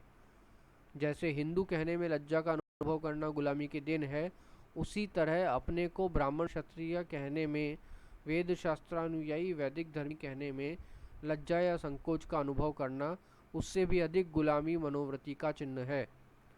जैसे आप ये अनुभव करते हैं कि मानवता के कल्याण के लिए सौहार्द की भावना से राष्ट्र एक साथ जाने को उद्धत नहीं, इसके विपरीत राष्ट्रीय भावनाएं अधिकाधिक एकांतिक होनी जा रही हैं। उद्धरण किया गया है पृष्ठ 6 से। वैसे आपको यह भी अनुभव करना चाहिए कि राष्ट्रीय तथा अंतर्राष्ट्रीय जगत की सभी जातियां अपने धर्म ग्रंथ तदनुसारी धर्म एवं परंपराओं को भी छोड़ने को तैयार नहीं है, और यह ठीक भी है। दीनदार ईमानदार पुरुष दूसरे दीनदार ईमानदार पर ही विश्वास कर सकता है, बेदीन पर नहीं। अतः जैसे एक राष्ट्र दूसरे राष्ट्रों की प्रभुसत्ता स्वीकार कर उनमें हस्तक्षेप न करने का नियम बनाकर सर्वहितकारी कार्य के लिए संगठित हो सकते हैं, उसी तरह प्रत्येक धर्म भी दूसरे लोगों के धर्म एवं धर्म ग्रंथों पर हस्तक्षेप न करके ही राष्ट्रीय अंतर्राष्ट्रीय कार्य क्षेत्र में संगठित हो सकते हैं। इसलिए राष्ट्र संघ के मानवाधिकार घोषणा पत्र में प्रत्येक व्यक्ति की धार्मिक स्वतंत्रता मान्य की गई है। फिर भी अगर हम अपनी जाति अपने धर्म अपने शास्त्र का आदर करने में लज्जित हों, कभी भी इस संगठन में सफलता नहीं मिल सकती है। सिद्धांतहीन धर्महीन शास्त्रहीन संस्कृतिहीन संगठन किन्हीं काल्पनिक मरुमरीचिका प्राय उद्देश्यों को लेकर बनते हैं। परंपरा तोड़कर मनमानी खानपान द्वारा स्पर्श का विवेक मिटाकर गीत गाते हैं, कबड्डी खेलते हैं, मिथ्या संस्कृति मिथ्या धर्म का प्रचार करते हुए राष्ट्र एवं विश्व कल्याण का स्वप्न देखते हैं, वे अंत में आधारहीन होने के कारण वास्तविकता का मुकाबला करने में सर्वथा असफल ही रहते हैं।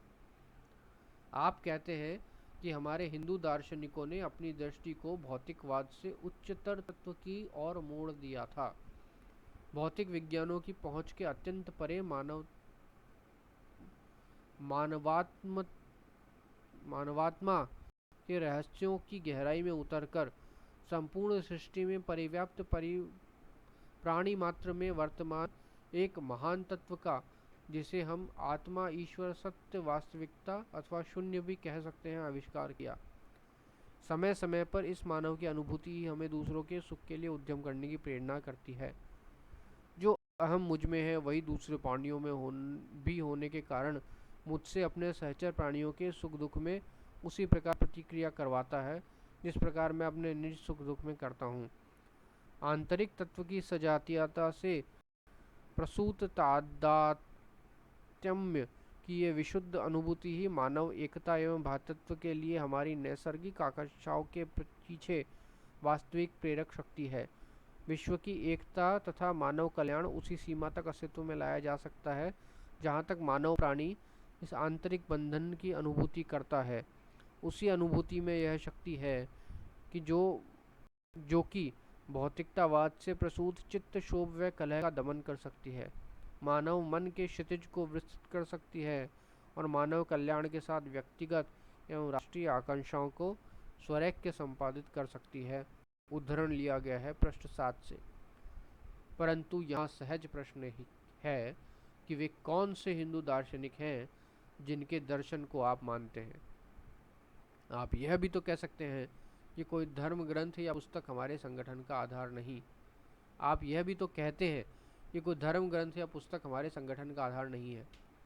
स्पष्ट है कि न्याय वैशेषिक सांख्य योग पूर्व मीमांसा ये 5 आस्तिक दर्शन हैं। इनमें भौतिक जगत के अतिरिक्त आत्मा तो मान्य है, परंतु वह आत्मा ईश्वर से भिन्न है। इनमें से कई ईश्वर को नहीं मानते हैं। इनके अनुसार सब आपस में भी एक दूसरे से भिन्न हैं। चावार्क, जैन, सौत्रांतिक, वैभाषिक, योगाचार, माध्यमिक ये अवैदिक दर्शन है। अंतिम चार दार्शनिक बुद्ध के अनुयायी हैं। उत्तर मीमांसा में भी अद्वैत, द्वैत, विशिष्टवाद्वैत, द्वैतवाद्वैत, परक भाष्य है। इन मतों में एकात्मवाद नहीं स्वीकृत है। केवल अद्वैतवादी गौड़ापाद, शंकराचार्य आदि ही एकात्म स्वीकार करते हैं। रामायण, महाभारत, पुराणों तथा तंत्रों में भी केवलाद्वैत एवं शाक्ताद्वैत का वर्णन है। कोई आध्यात्मवादी शून्य को कोई तत्व नहीं मानता, फिर आपकी बातों की संगति किस दर्शन से बैठती है? सभी वैदिक दार्शनिक विचार के साथ आचार को भी महत्व देते हैं। सभी वेद को प्रमाण मानते हैं। उनके अनुसार वर्णाश्रम धर्म का आदर करते हैं, परंतु आप वेद या किसी एक पुस्तक को भी आधार मानने को तैयार नहीं। फिर वेद एवं तदानुसारी सभी ग्रंथों को प्रामाण्य मानने का तो प्रश्न ही नहीं उठता है। धर्म की व्याख्या भी आपकी अपनी स्वतंत्र है, जो किसी धर्म ग्रंथ से नहीं मिलती है। क्या यह उचित होगा कि किसी ग्रंथ पढ़कर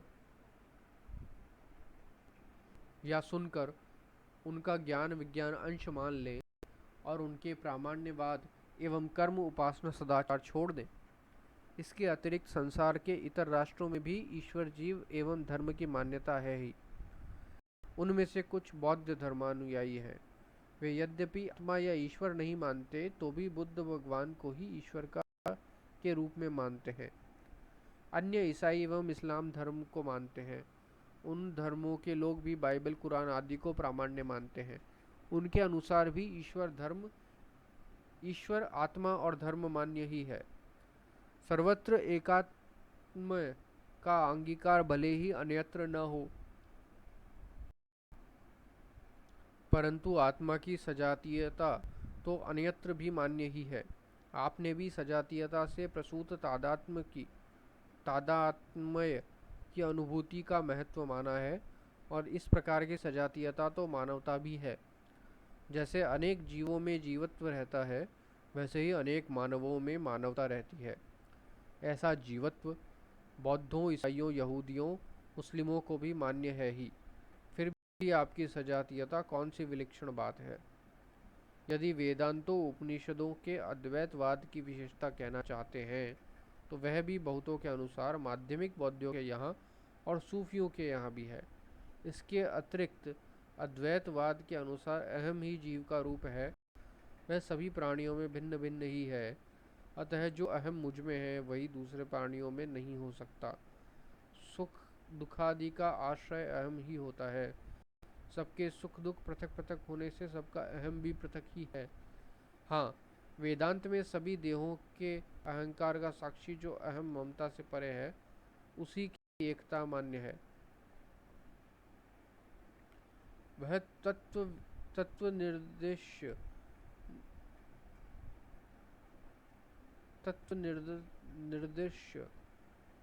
निर्भास्य अखंड भान रूप ही है। उसकी अनुभूति में दृश्य प्रतीति बाधक होती है।